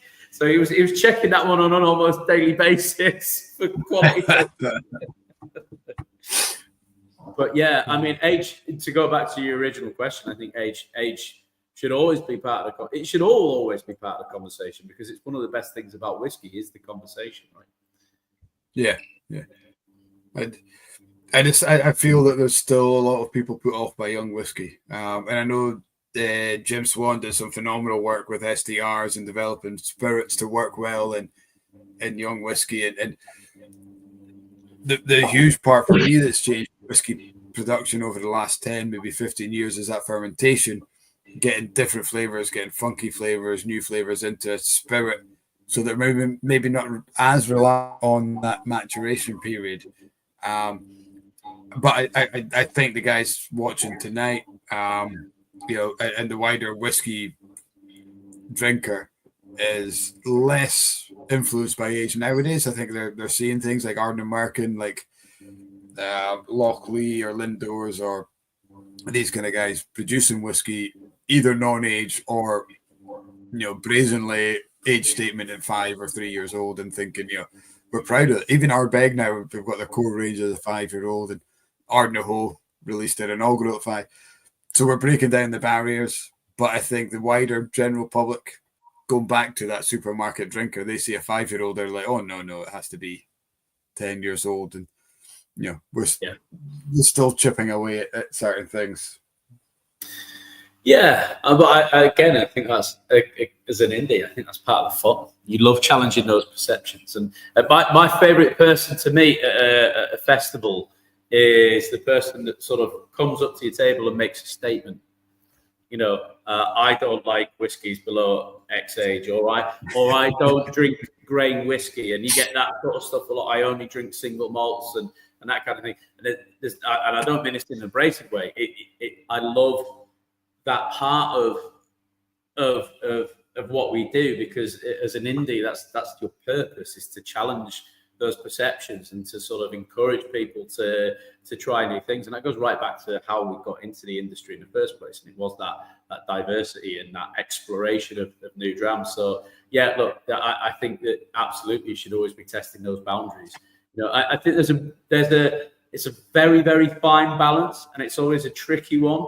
But again, I think it's one of the things that makes Scotch whiskey particularly what it is, as opposed to world whiskies. And there's some wonderful world whiskies out there, and I love them. And I'm definitely not saying one's better than the other. But one of the things that is it's a blessing and a curse is the fact that we have got quite tight, well-developed, protected regulations through the Scotch Whisky Association.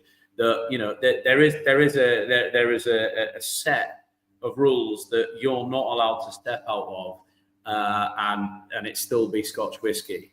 Now, what that does is it as an indie, it provides you with a challenge and some boundaries. And what it does is it pushes you to create really innovative, or try your best to create really innovative ways to produce new styles and challenge people's perceptions, while still working within quite a tight framework. And I think the outcome of that overall is that you do preserve the overall quality of Scotch whisky as a product, because that framework is there to protect it. So you get that balance between innovation and quality without one running off in the other direction. And I think that is what Scotch whisky has got right, actually, as a category. I think it's a challenge, but it's also part of the fun. And the results are you still get your spectrum within that, but you get some great stuff. Yeah, I'm tempted now. We can open the can of worms on the. Obviously, as an Englishman yourself, what do you think of the regulations that the English single malt market is kind of presented? Well, look, I'll be honest, I've not followed it that closely. Obviously, forgive me for my sins, but I'm a Yorkshireman, so we like to consider ourselves as Southern Scotsmen. But we've got more in common with Scotland than we have, Surrey, for example. But what I would say is that it doesn't. I mean, we keep our head down, to be honest, and we're just in our world politically. It doesn't bother me too much, and don't want this to sound sort of arrogant as an honorary Scotch whisky maker, in that Scotch whisky is just it's just such a well-established, it's the hundreds and hundreds of years of production and what have you, and I what other categories do, and I'm from Yorkshire, which is in England, so I'm not doing it a disservice. None of it is really a threat to Scotch whisky, and I think that Scotch whisky should continue to just protect Scotch whisky and worry about Scotch whisky, and that in itself is enough. And actually, all the other stuff that goes on in the rest of the world, the innovation and yet to a certain degree the politics, if you like, is fine, but it's definitely not a threat, if you see what I mean, to Scotland. No, I think you're absolutely bang on, and I think the press used it as a political tool more than anything, more than the industry did. But it was interesting. It ties in. I was in a I was hosting a tasting last night with 38 Canadians coming over, and they were staying locally, and we did a tasting on and kind of an introduction to Scotch. And one of them put their hand up and said, if you're ordering a drink at a bar, do you call it Scotch or do you just call it whiskey? I was like, I've never really thought about it, but no, I don't say go to a bar and say, can I get a Scotch? Because somebody like myself, somebody like you, somebody, the guys at home watching will probably go into a bar and they'll know a brand, or they'll know that, a certain distillery that they're looking for. They'll ask for a Balvenie, they'll ask for a Glenlivet, whatever it is. And there's also, you wouldn't ask for an Irish whiskey if you're asking, or an American whiskey. It's like if I knew which Irish whiskey I'd go.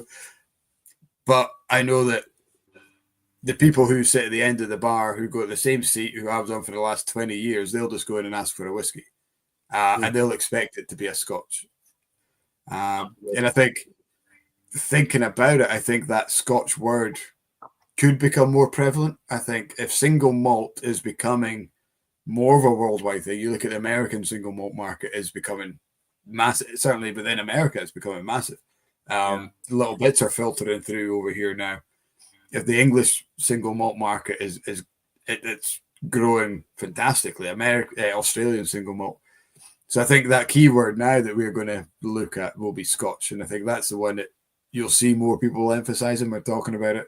It's going to be Scotch whiskey rather than single malt, because single malt's now a global market, whereas before it probably wasn't to a degree. It's only the last 20 years that single malt's become a global. Yeah, exactly. I mean, that it's relative. I mean, we assume we think of it often as if it's as old as the hills, single malt. But I mean, we all know the history of blends and single malts, and it's a relatively recent phenomenon in its scale and diversity. I think on that point, I think it somewhat depends where you are. I think I'm lucky enough to have travelled quite well with what we do. If I'm, and even when I'm not travelling with work, if I'm in another country, I'll probably go into a bar, and if I want a dram, I'll say, if I'm looking for a Scotch whiskey, I will say what Scotch whiskey have you got? I will drop that category in there because of where I am. If I'm in Scotland, I'll probably just say what whiskies have you got? So I think that I think people are probably already doing that by default anyway. So I hear what you're saying, and maybe people will just become more prescriptive with it. But I think that the brand Scotch whiskey and single malt Scotch whiskies is just it's already so global and so established that I think that it's in history it's had its peaks and its troughs, and it will continue to do so on a certain level. But because of the modern global era, the invention of the internet, the global network that we have in the world, it's not going anywhere. It's not being threatened. It's a bit like saying, should Champagne be worried because Surrey? I don't know why I'm picking on Surrey. It might not be Surrey. I'm making twice you picked on them in the last 5 minutes. Nothing wrong with Surrey if anyone hears them. but because they're making some nice sparkling wines there. I think that even your consumers that are fairly inexperienced with the category it's there by osmosis almost, isn't it? I think we're safe. Let's put it that way. Apologies to any of our viewers from Surrey. Nothing against Surrey. I'll never be able to go there again. I would love it if Surrey sparkling wine managed to have the same global appeal as Champagne. That would be fantastic. Well, and if they did, you'd have to take your hat off to them, wouldn't you? 100%. Yeah, absolutely. I've just off camera because I forget to do this. I've just poured a dram. I'm giving you a t-shirt. I'll hope you approve. I've actually just poured a dram. This is not obviously a commercial label. This is a bottle straight from the cask. This, I don't know if you can see it, but it is a single cask Springbank 1999. from 1999. It is, as you could probably tell from the colour, a sherry hogshead. It's a cask we're going to be bottling soon. But I had it on my desk, and I thought, you know what, I'll bring that with me to have a chat about tonight, because we talked a bit about sort of distillery characters and things like that, and I've said, you asked the Desert Island Drams, one of which being Ben Nevis, the other one being Springbank. I said Ben Nevis from late 1996 because of the way they, as far as I'm told, shifted their productions. Anyway, I'm going off piste, but fantastic. I'm glad I wore a t-shirt now because it's a nice segue. Yeah, exactly. But Springbank, and I definitely wouldn't define myself as a whiskey expert, and I'm terrible at remembering facts and dates and things like that. I'm more of a sort of a human memory kind of person, if you see what I mean. But there is a special place for Springbank in my heart in terms of the quality of the distillate, and particularly the stuff that we're lucky enough to have a few casks of in the warehouse, which is from the sort of like the 90s era. I think this cask particularly, it's been a long time coming to bottle it. And it's not because it shouldn't have been bottled before, or it's better or worse now. We've had it for a few years lying in the warehouse, and it's remained pretty level in its profile. But for me, I mean, if you can see the colour of that, obviously that's pretty dark. There's a lot of cask influence in that. That isn't the reason why I picked it. In fact, normally it would be the opposite. My go-to Springbanks are typically the sort of the refill hogsheads, because I think you get some really great distillery character in those. I love them, and that's what I love about Springbank make particularly. I mean, I like Hazelburn and Longrow as well, but Springbank for me is the one in terms of what they produce in terms of make. But I think it's fair to say for me, some of the sherry casks from the sort of 90s era, some have suited my taste, some have not. This one I've kind of been saving back because for me it's one of the best sherry casks of Springbank from that sort of period that I've had. I mean, I could start waxing lyrical about the draft, but I mean, it's got that DNA that I actually like from early 90s Springbank, which is, I mean, there's that, what I would call like the rocky minerality, the sort of industrial element. And I also I call it like green apple skins, is what I associate it with, like, like the skin of a Granny Smith. And also a lot of apples in it I get as well from distillate. But with some of the sherry casks, for me, it's single casks, because we can't take the credit for racking this one. We didn't put that one into wood. This is one we acquired a little bit later on in its life. And, when it's broke, don't fix it. Just leave it how it is and just keep your eye on it and bottle it when you think the time is right, And that was very much, it's one of the, for me, one of the best sherry casks of Springbank that I've come across. Because it's a sherry bomb, and I'm not a massive sherry bomb fan a lot of the time, to be honest with you, but it's got that balance of sherry influence while still definitely being Springbank. That DNA there is, but the combination of it for me it's gone more like, I'll talk about apples a lot, but it's more like a sort of a rosy apple now, because of the combination of sherry cask and that distillate spirit. But I've often found with Springbank that the sherry casks can be a bit a diverse range of casks. Let's put it that way with the sherry cask. But this one for me is an absolute belter, to put it mildly. So I thought I'd pour a dram of it tonight. I get, as a whiskey fan, when I'm sitting drinking whiskey, I tend to go for the sherry casks. Probably alluded to that when I mentioned Glendronach being a Probably what would be my desert island dram. But the more I learn about the process of whiskey, the more geeky I get at whiskey, the more I go into refills, bourbon casks, because you get far more of the distillate. There's no hiding place for it, and you can almost pick up, especially the weaker the cask, like a third fill or whatever. You can start to see where the fermentation flavors come from and the barley flavor. You can start to kind of dissect the dram in a flavor profile. Whereas I love sherry flavor, but that's what it is. It's sherry flavor. It's very hard to dissect distillery character, unless it's done, maybe that cask is an example there, unless it's done very, very well. That interactive maturity period of distillery character and cask character needs to come together. You can pick any whiskey. But I guess that's what we're all dreaming for, isn't it? That's what we all hope to be able to do, is pick up a dram and say, that's a sherry cask from Glendronach, or that's a cask from Ben Rinnes, or whatever it is. That's a dream, isn't it, to be able to do that? Of course. But I think that actually is the point. That's a good point, Mike. I mean, that is, I think, this dram I've got in my glass, I think you could taste that and you could say that is Springbank and that is a sherry cask, And I think it, that I mean, again, the sort of colour of it, that you've hit the nail on the head.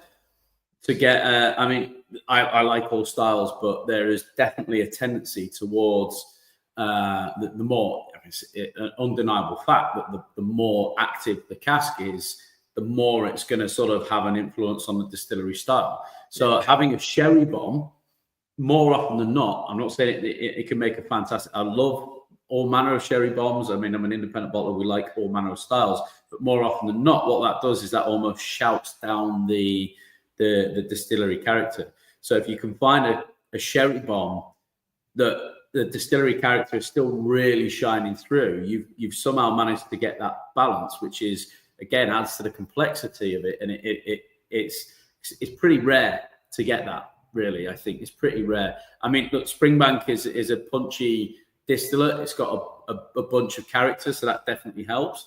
But, to get a sherry bomb from any distillery and still have that distillery DNA there is fantastic. And I'll be honest with you, I don't know what the magic formula for that is, because we're lucky enough to work directly with diggers and cooperages, and we look at different toast levels, different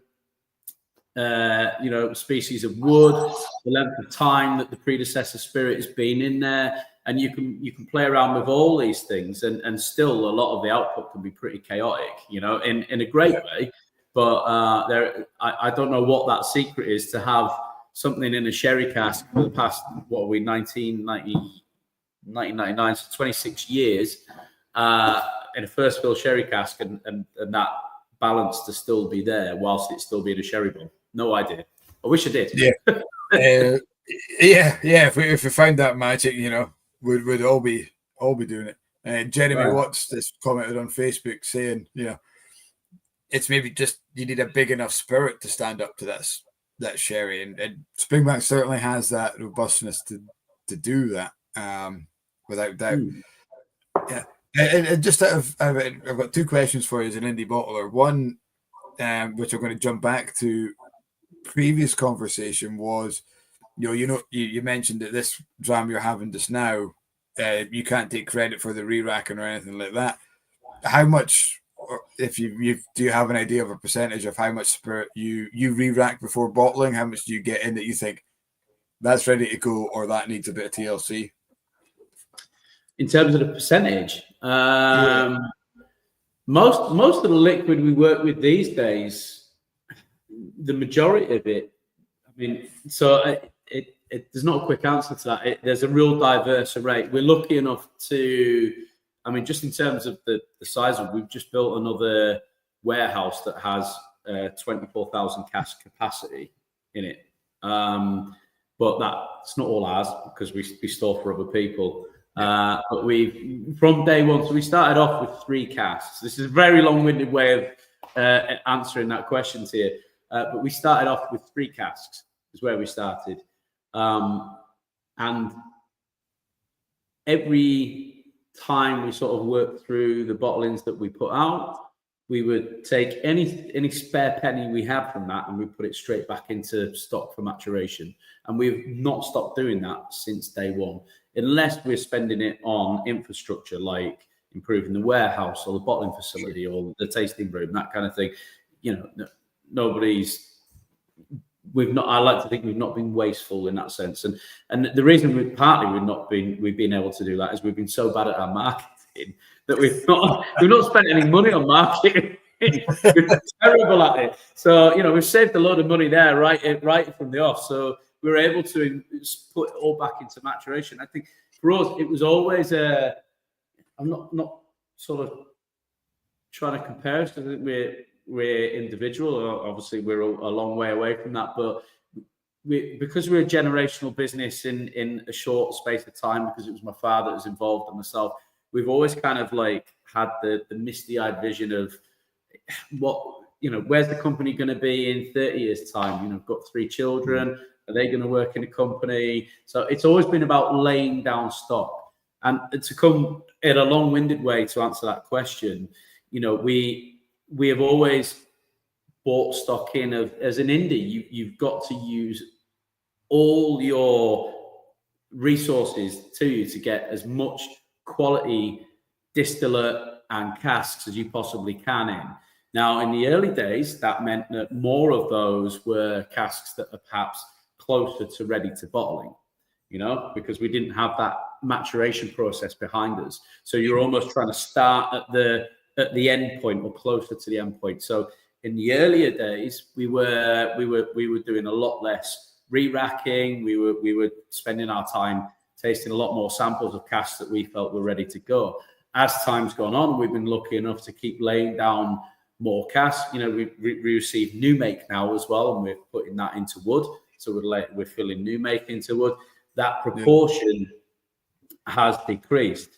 So to answer the question, I would say I would say maybe about 70% of our casks that we're working with at the moment is stuff that we're putting into our own wood, whether that's new make, whether it's 2, 3, 4 years old, that kind of thing. But basically, if something's not broke, we don't fix it, you know? Yeah. So we also bring in old stock. I mean, we're in India. If you see a parcel of some amazing old bed Nevis or Springbank or whatever you want to call it, you know, and it's great the way it is, we'll bring it in and we won't touch it. It's all about the end goal, really. It's the end game, you know. So, yeah, a lot of it will re-rack because we want to take it in that direction. We want to add diversity and we want to add depth and quality. And some of it's maybe not in particularly active wood. Other stuff, and more often than not, some of the more mature stuff, if we happen to chance across it, bring it in, we'll not touch that. We'll not touch that. So, yeah. Awesome. No, it's cool. That's a great answer. It's interesting, you know, because we kind of, when we talk about independent bottlings, a lot of the feedback we get when we talk about independent bottlings, now bearing in mind we're not in a tourist area, we're not in a whiskey area, and a lot of people who come in, I guess probably over 60% of our customer base is buying for someone else. And they're not whiskey enthusiasts. The people they're buying for are the whiskey fans. Yeah. So when we talk about independent bottling, they kind of, one of our immediate reaction is, why did they have to bottle it? Why did the distillery bottle it? Or what was wrong with it that the distillery, you know? And it's having that conversation as well. You know, the distillery's got this, we mentioned before, this set profile. These are just slightly off that profile. And guys like you are nurturing these whiskies with just as much, if not more, enthusiasm and care than perhaps a distillery, where that cask becomes one of X amount of thousands. You guys are talking about this cask individually. It's not a number. Well, it's yeah, I mean, yeah, absolutely right. I mean, look, it's the privilege of being a smaller company, right? But you're dealing with things on a different scale, and you know there isn't you know, we're not saying, right, we need to deliver 100,000 units of this every month to India. You know, it's just not where we're at. We're like, oh, that cask is interesting. Yeah. Well, hopefully never, to be honest with you. Well, not until I'm retired anyway, you know. but you know, it's a different scale, I think. So you're able to look on that. But I would say actually to go back to that point, and you're talking about like casks being outside a distillery profile. And yes, that absolutely is part of it. But there's a bigger picture here, I think, that often it's not an easy one to explain, and it's not an easy one for people to get. But it is. Again, it's woven into the DNA and the history of Scotch whiskey. Scotch whiskey is in its current, even today, although we talk about single malt, is built off of blending. You know, the history of Scotch whiskey is blending. The volume of Scotch whiskey as we know it today would not exist without blending. Fundamentally, the blends, the Johnny Walkers, you know, the Chivas Regals, all of that sort of stuff. That is Scotch whiskey, even in its vast majority, even today.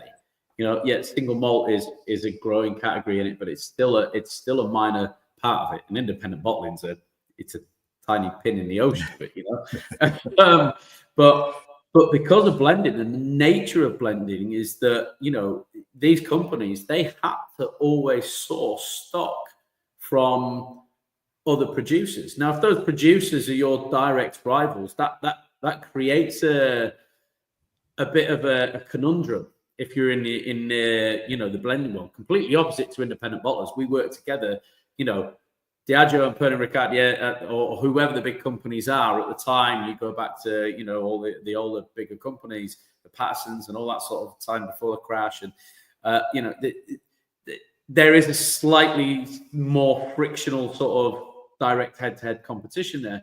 And that's why brokers always existed, because they might need a certain profile or a certain pile of stock, you know, or they might need to create revenue that they fell short on. So they would have to sell some of that stock on. You know, it isn't a romantic part of the industry, but it was a reality of the industry. And, you know, if you've got stills and you're able to produce, and you're able to produce more, and you can sell it to somebody else, albeit you don't want to sell it to your direct competitor, why wouldn't you? Because they were businesses, you know, they're volume-based businesses, so they were trading, but they wouldn't want to sell direct to their competitor, and this is where the brokers came in, you know. So the brokers came in because fundamentally, all these guys that were blending, they needed from time to time something else that was. They might have needed 1,000 casks of 12-year-old, or they might have needed 1,000 casks of something peated, but they're not going to knock on the door of each other and say, "Can I have that?" So that's where the brokers come in. And, you know, they would sell to the brokers, and the brokers would sell, "Oh, yeah, we're going to sell it to, you know, Joe Bloggs in America." And they'd probably go and sell it to their rival. And they knew it, really, you know, like, and they knew what was going on. They're not daft to it, but, you know, it served the purpose for each other. So it wasn't just about something being, but because of that, the brokers existed, the swapping of casks existed. And that's really how the independent bottlers and, you know, merchants, if you like, which is how the whole industry started, kind of came to be. So that swapping of casks and things like that, when people say, well, why does an independent bottler exist? Well, they exist because of the dawn of time of the Scotch whisky industry. There was always been, because of the blending market, this swapping of casks. And it wasn't necessarily because one wasn't right for the distillery or one was better or worse. It's because there's always been this trading of casks, and the independent bottler goes into that large scale trading of casks. They select smaller quantities of them and goes, "Do you know what? I like that how it is. I'll pluck that one out of that model and I'll mature it in my warehouse and I'll put it into bottle." So it really is like, you know, I think as long as blending exists, independent bottlers will be able to exist in some shape or form. Yeah, that's a great insight into a little bit more depth of the indie bottling. I guess we've seen quite a lot of brokers become independent bottlers as well, haven't we? Yeah. I mean, there's some great ones. I mean, in fact, you think pretty much most of them. I think certainly the more established ones, they definitely have some roots in brokering, and it's an essential part of the industry, because if you didn't have that, you know, I mean, and you know, the smaller indies, some of the smaller indies that we know and love, including ourselves, you know, wouldn't be able to exist, because the notion that you could knock on the biggest producer of Scotch whiskey in the world when you're starting out and say, oh, I'd really like to buy a cask off you, please, is as much as we would love that to be the industry, unfortunately you wouldn't be able to have that leverage. So you need those sort of all those different levels of people in the industry, and that actually is part of the magic of the industry, because bizarrely, you get this. And we do it as well. You get the small startup indies that are effectively your competitors, your potential competitors, and they pick up the phone or they come and see you and say, hey, look, is there any chance you could? I'm looking for a sort of cask of X, Y, or Z, and you're like, do you know what? I've got some of that in the warehouse. I'd love to give you a cask to help you, get on your journey with independent bottling, and you're fundamentally supporting your competition in that sense, but. I think almost all indies have had a degree of that when they've got started. So it's one of the completely illogical parts of the industry, but I think it's because it's such a community that nobody really sees it in that way. Yeah, absolutely. I mean, you've just decided what my next dram is going to be when you say about the days of walking up to the distillery and saying, "Can I buy a cask?" and off you go with it are gone. So I'm going to have to go for SMWS on that regard. Excellent. The old Pip Hills legend of him turning up at Glenfarclas in a bit of a banged up motor. VW Beetle, I think it was supposedly, wasn't it? Yeah, and the cask on the roof, as they say. Yeah, I'm pretty sure it didn't quite happen like that, but that's the legend. So this is a Speyburn 15-year-old in a port cask. Which is I've had on the Blether before. It's not quite finished yet, but I thought the segue into that story was too good a opportunity to miss. Perfect. Yeah. And I guess that working with brokers, working the way you do, we very rarely hear of indies that can say we get a sample of our whiskey before we buy it. Now, are those days starting to come back?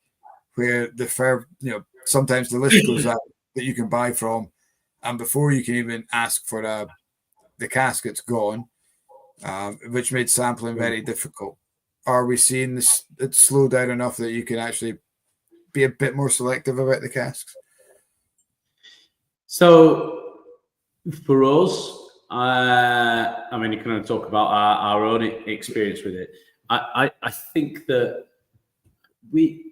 I can't divulge too much about our own supply network, and most indies are quite protective of those things. But understandable.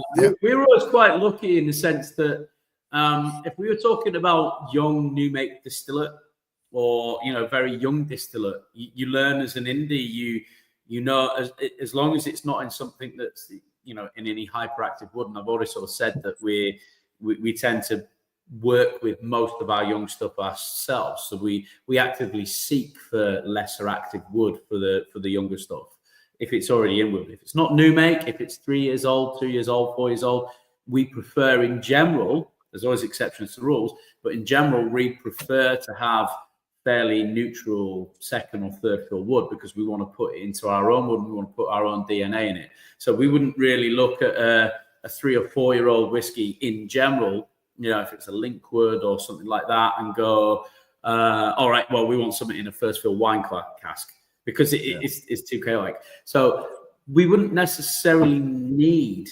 samples of that in general. I mean, we always take samples when we got the opportunity, but you don't always get the opportunity with the younger stock in that sense, because we know it, certainly in the modern era of some of those bigger, more established distilleries, the quality of the distillate and so much of the diversity that the consumer or the buyer, the end buyer is tasting is down to the cask. It's a massive, massive part of it with those bigger distilleries. The distillate is very, very consistent. So the need for samples with that is lesser. We would always take them if we could, but more often not. It's quite hard with the younger stock because it's just the nature of the industry and it's quite fast moving with the younger stock.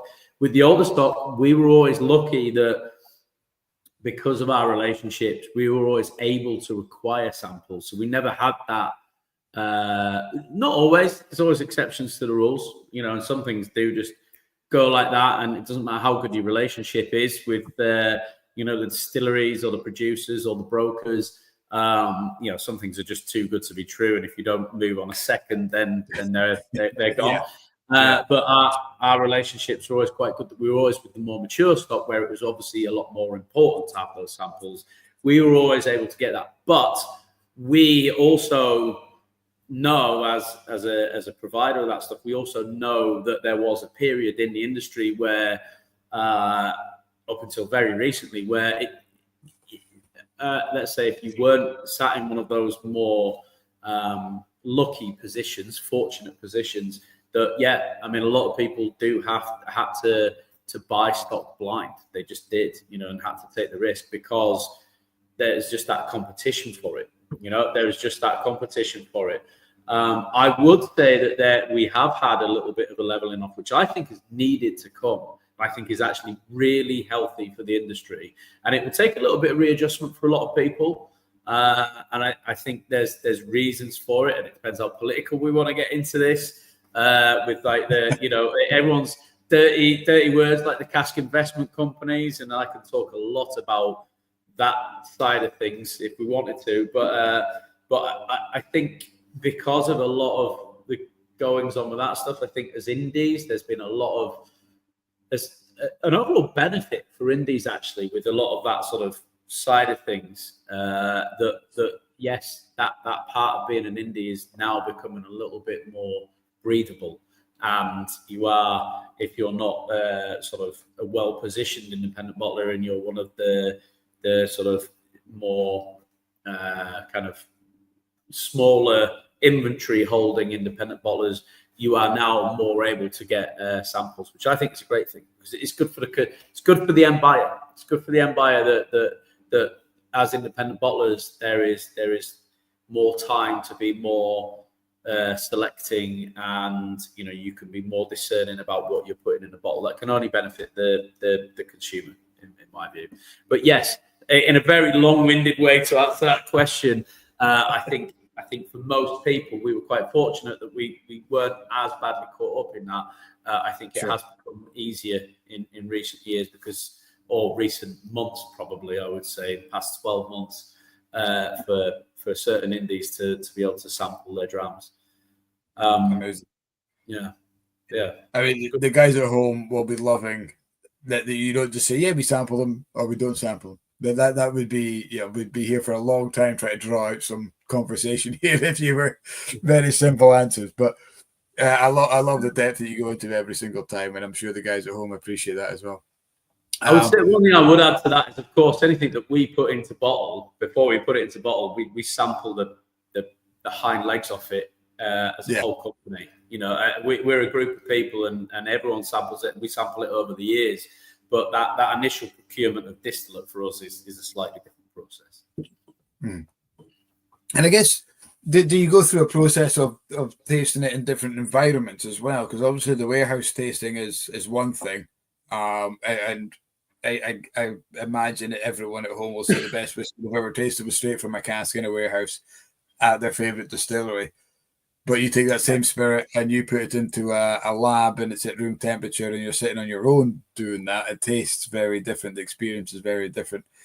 So I guess before it gets to the bottle, you have to try it in different environments and make sure that it's still as good in every single stage before it goes in there. Yeah.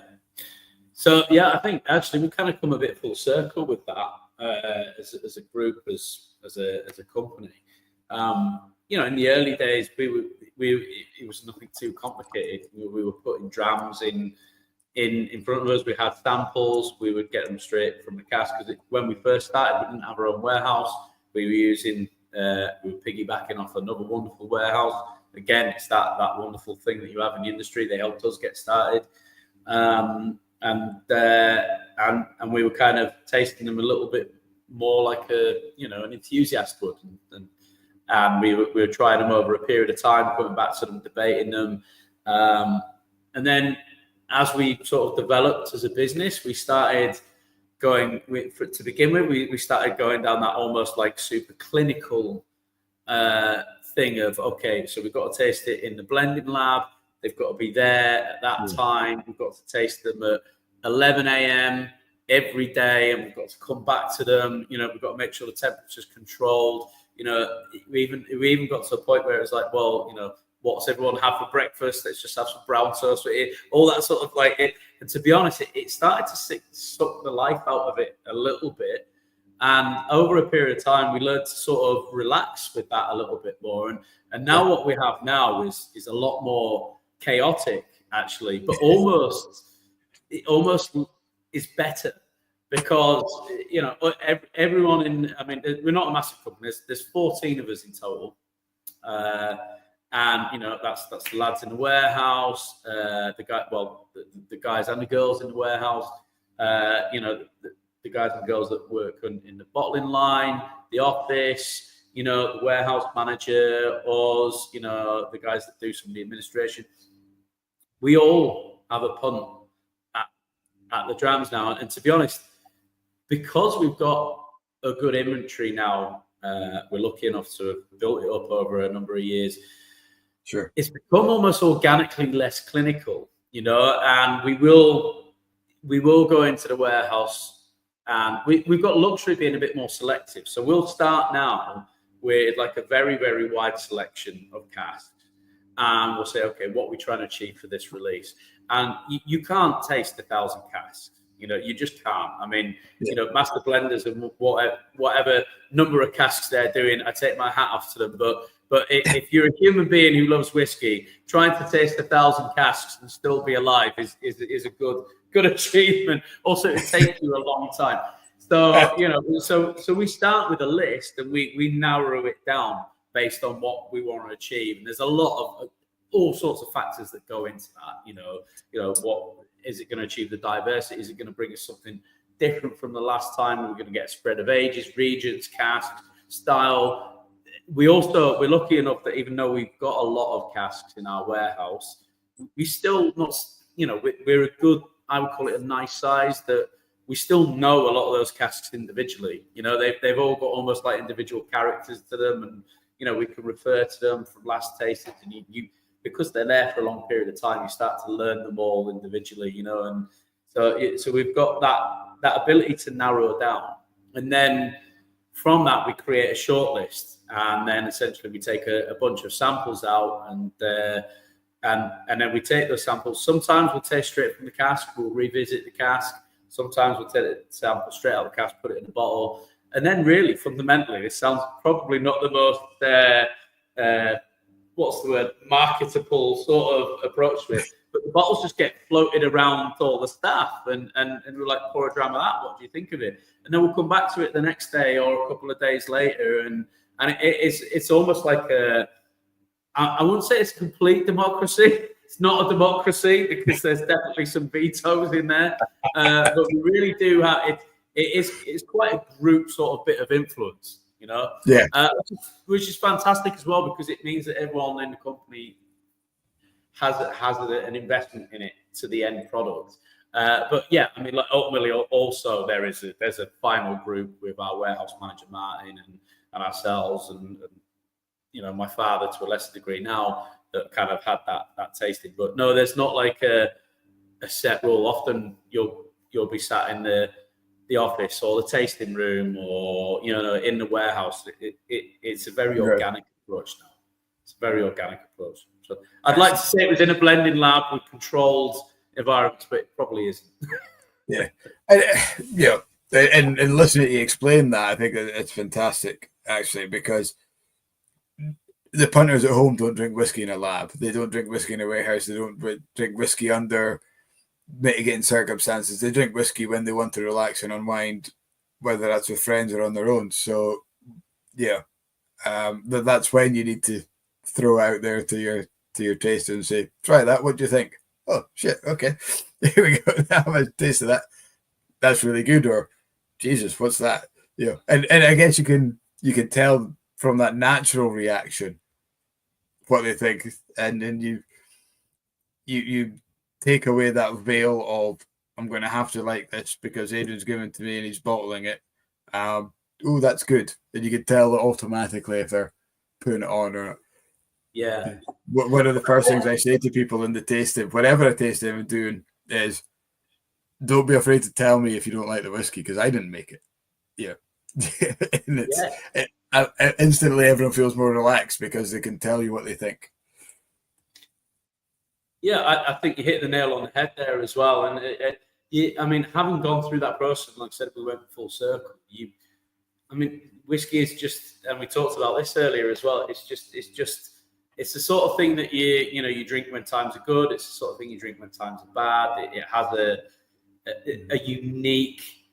I think it's something to do with the nature of the fact that it matures in individual cask. There are obviously other spirits that mature in cask, but you look at sherry and there's the Slayer system, and there's such a special thing about the fact that it's an individual cask. You almost like get to know it almost like a living entity in your warehouse over a period of time, because it's that's the springbank that's been in in the Dunwich warehouse in that far corner. It's got the cobwebs growing over it, and it's kind of like you get to know those and there's something about it grows with you. It's part of like it's there's a timeline with it. It's not like so many other products like a vodka, which is it's like a snapshot in time, right? You distill it, it's in a bottle. I mean, those casks have been, well, all of those casks, or a lot of those casks have been there as long as I have, and you just you're seeing them grow over the time. And so to put it in a lab and white coats, white backgrounds for independent bottling is fine if you're doing blending, but you just lose you almost kill a significant element of how you're selecting it. And to be honest, you're trying to make yourself robotic almost by doing that. And that just isn't what whiskey's about, and certainly not independent bottling. Yeah. And it almost sucks the soul out of it. If you suck the soul out of it, I guess if you're looking for consistency in that reproduction, then that's fine. You want that controlled environment. But for that unique cask, you want a unique environment. Yeah. Exactly that. And also, if you're putting that in front of somebody, you as a single cask, you've got to believe in it as well, and you can't say, oh yeah, I had this amazing moment with that in that sterile lab with the bright white whereas you can say, do you know what, I was showing some people around the bond. They were fantastic people. They come all the way from New Zealand. I've maybe shared a few too many drams with them than I should have done, but there we go. That's where we are. We popped this cask. It was the first time I've come back to it in 6 months after we re-wrapped it, and it had changed beyond recognition. And then you can that's what I mean. It's almost like there's a lineage to each one of those casks, and it's about preserving that part of it that goes into the bottle that I think that would be lost if you did that in that sterile environment. So that's why we kind of steered back away from that. It's too human a product for that, I think. And again, I'm just going to say hello to Mark. Mark Watts just joined. Right, Mark. Big shout out to you, all at Claxtons. Great people in a great warehouse to spend time in. I've never found a warehouse that isn't great to spend time in all honesty. But yeah, and that's maybe just me. Also, a quick shout out. I'm just going to plug some What Whiskey because he's here. It's only because he's here, so I have to. There you go. We've got some bottles of What Whiskey on the back shelf. Is that his new batch? No, it's not, but I'm sure he'll be telling me off because it's not here yet. So you should be telling him off then, surely. Yeah, exactly. Yeah, come on, Mark. What's happened to the sales rep? Have they taken a day off? Yeah, I'm just going to say, go back. Jeremy Watt has poured Claxton's 1997 Ben Nevis, which you bought off you personally at the Indie Festival in Newcastle as well. Okay, great dram. Luckily enough, I know most of. Well, in fact, I know all the bottlings that we put out, so I know that one. We've got a few of them on the back bar at the bond. They don't tend to stay full for very long. No, I can imagine. Ed Friday's just commented saying he's yet to sample any Claxtons, but he's going to put that right soon. And a comment from Red Mordecai as well, who said the same. He says they have, and he's from Israel, and he says they can get Claxtons in Israel, but he hasn't plumped for one, but he's going to remedy that as well. So hopefully we've got at least 2 new customers for you guys off the back of tonight's chat, and hopefully many more to come. We've got I've got a pub in Inverurie as well that we've got a couple of Claxtons. One of them standard. It's an older. I think it's a 22-year-old Teeninich from quite a while back. Unfortunately, the punters in the pub, you know, it's a typical boozer. You know, any dram that's more than a fiver is too much. But yeah, we're trying to steer course. And maybe the new venue, we've got a bar coming up there, so we can put that. Was that our old label? So that would have Yes. been the old single cask label. Yeah, I remember that bottling. Yeah. So we've done a few now, but I think I can remember most of them. Although my memory is not getting better with time, so we'll see.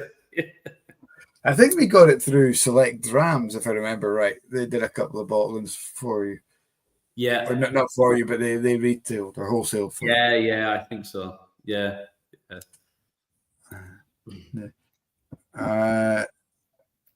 Just looking at this comment, the guy he purchased some whiskey from. So Ed Friday again, who lives not too far away from us, a great customer of ours. He was out purchasing whiskey from another shop. He's not telling who.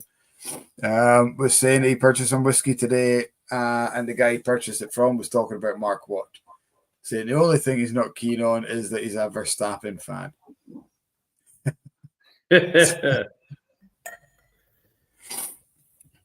So I'm pouring my last dram of the night. Here, which is a Highland Laird. I don't know if you've come across Highland Laird, produced by Bartels Rawlins. They're an independent bottler. They are based. They're going to tell me off for getting this wrong. I think they're actually in Cheshire. I'm going to get told off for this because I know the guys well, but my geography is terrible. But this is a Legic.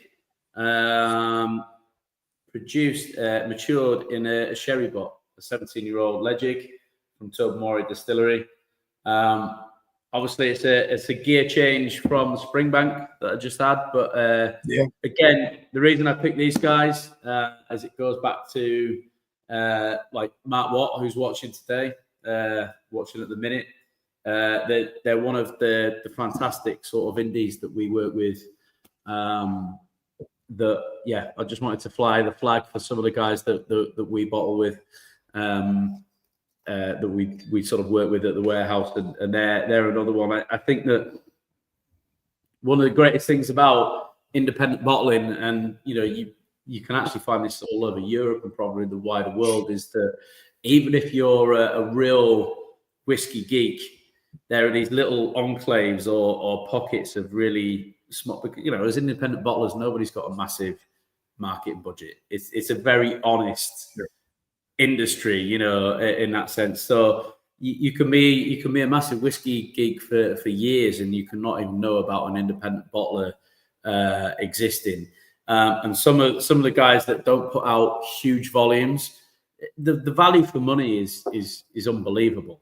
You know, it is unbelievable, and like it's part of the thrill of the exploration, right? But I mean, you know, for example, Cholton, you know, Watt Whisky, Eldvatn, Highland Laird, you know, these guys are not volume oriented. Claxtons, of course, yeah. Sorry, do the you've got to plug yourself.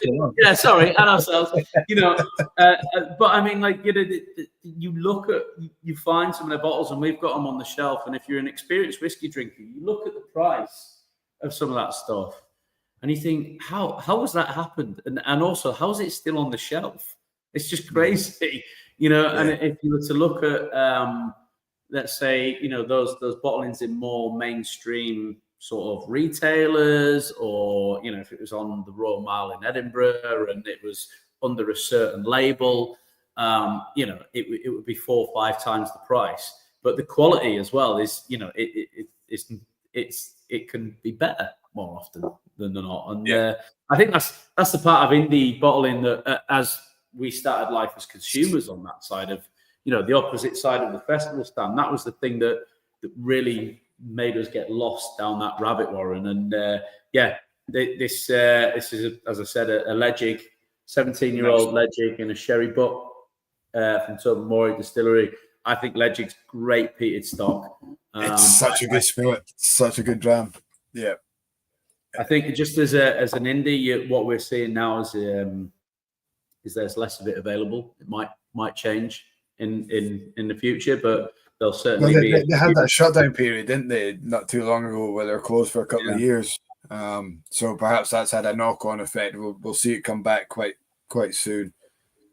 I think that's part to do with it. I think they also stopped, for whatever reasons, they stopped sort of releasing it to outside of the company as well. So I think there'll be a little sort of break in the pause of it. But this is a 2007 17-year-old, and I think that sort of there's a particular period for me that I really like, which is sort of 2008 2007 with Leggig. I don't know, like I said, I don't know the secret behind what was so good about the distillate then, but absolutely phenomenal stuff. It's almost got like a more Islay style to it from those vintages for me.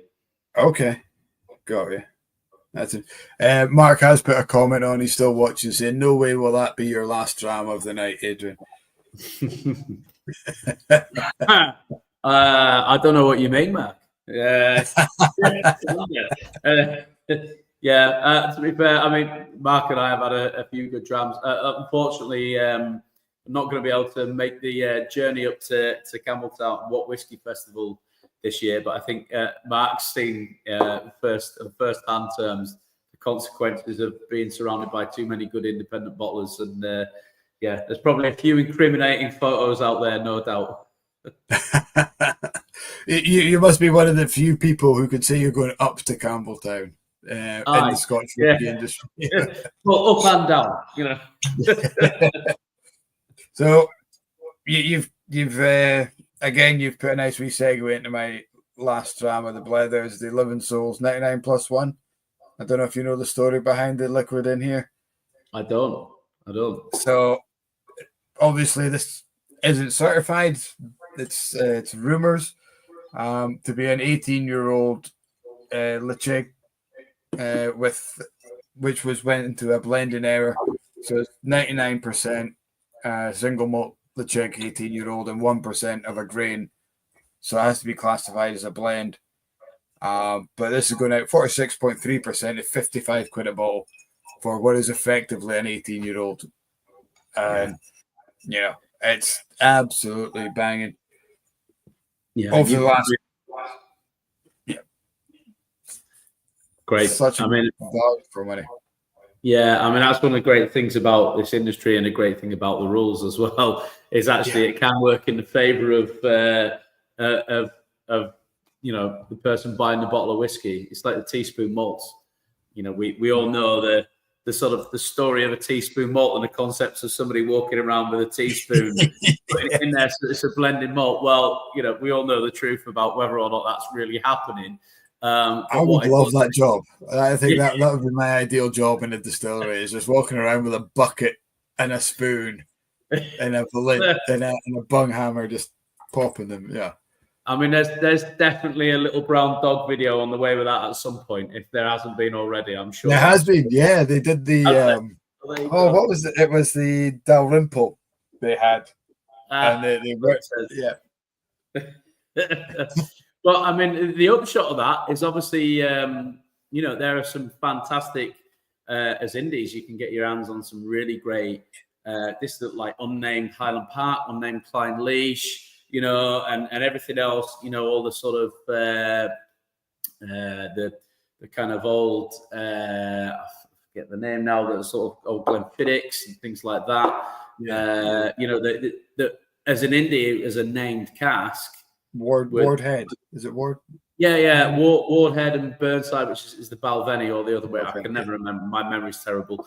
But if they were named casks, you can add several zeros on the end of that, but it's the same liquid. But because of the rules and the regulations and the politics in the industry, you're getting that for a fraction of the price. So it can work in your favour as a bottle buyer, I guess, as well. I think that's where the the retailer, you having that shop, and from what I'm gathering, is pretty much all indies, or a large percentage of indies, is having that connection, having that story to somebody coming in, and being able to tell the story of a bottle like this. What you're getting here is effectively an 18-year-old for 55 quid, or the Thompson brothers had their Macallan, what was Macallan 12-year-old, I can't remember, TBS 5, 6-year-old. They had to call 6-year-old because it was mixed with 6-year-old grain and things like that, and just these little tweaks to stories that we're able to tell in person. You don't really get online, as in terms of a website, so you're not going to get that story from Master Malt or Amazon or these kind of guys. Well, yeah, and even if you do, there's a little bit of love lost in that. Reading it online on a website is not the same as going into a bricks and mortar location and somebody telling there's that.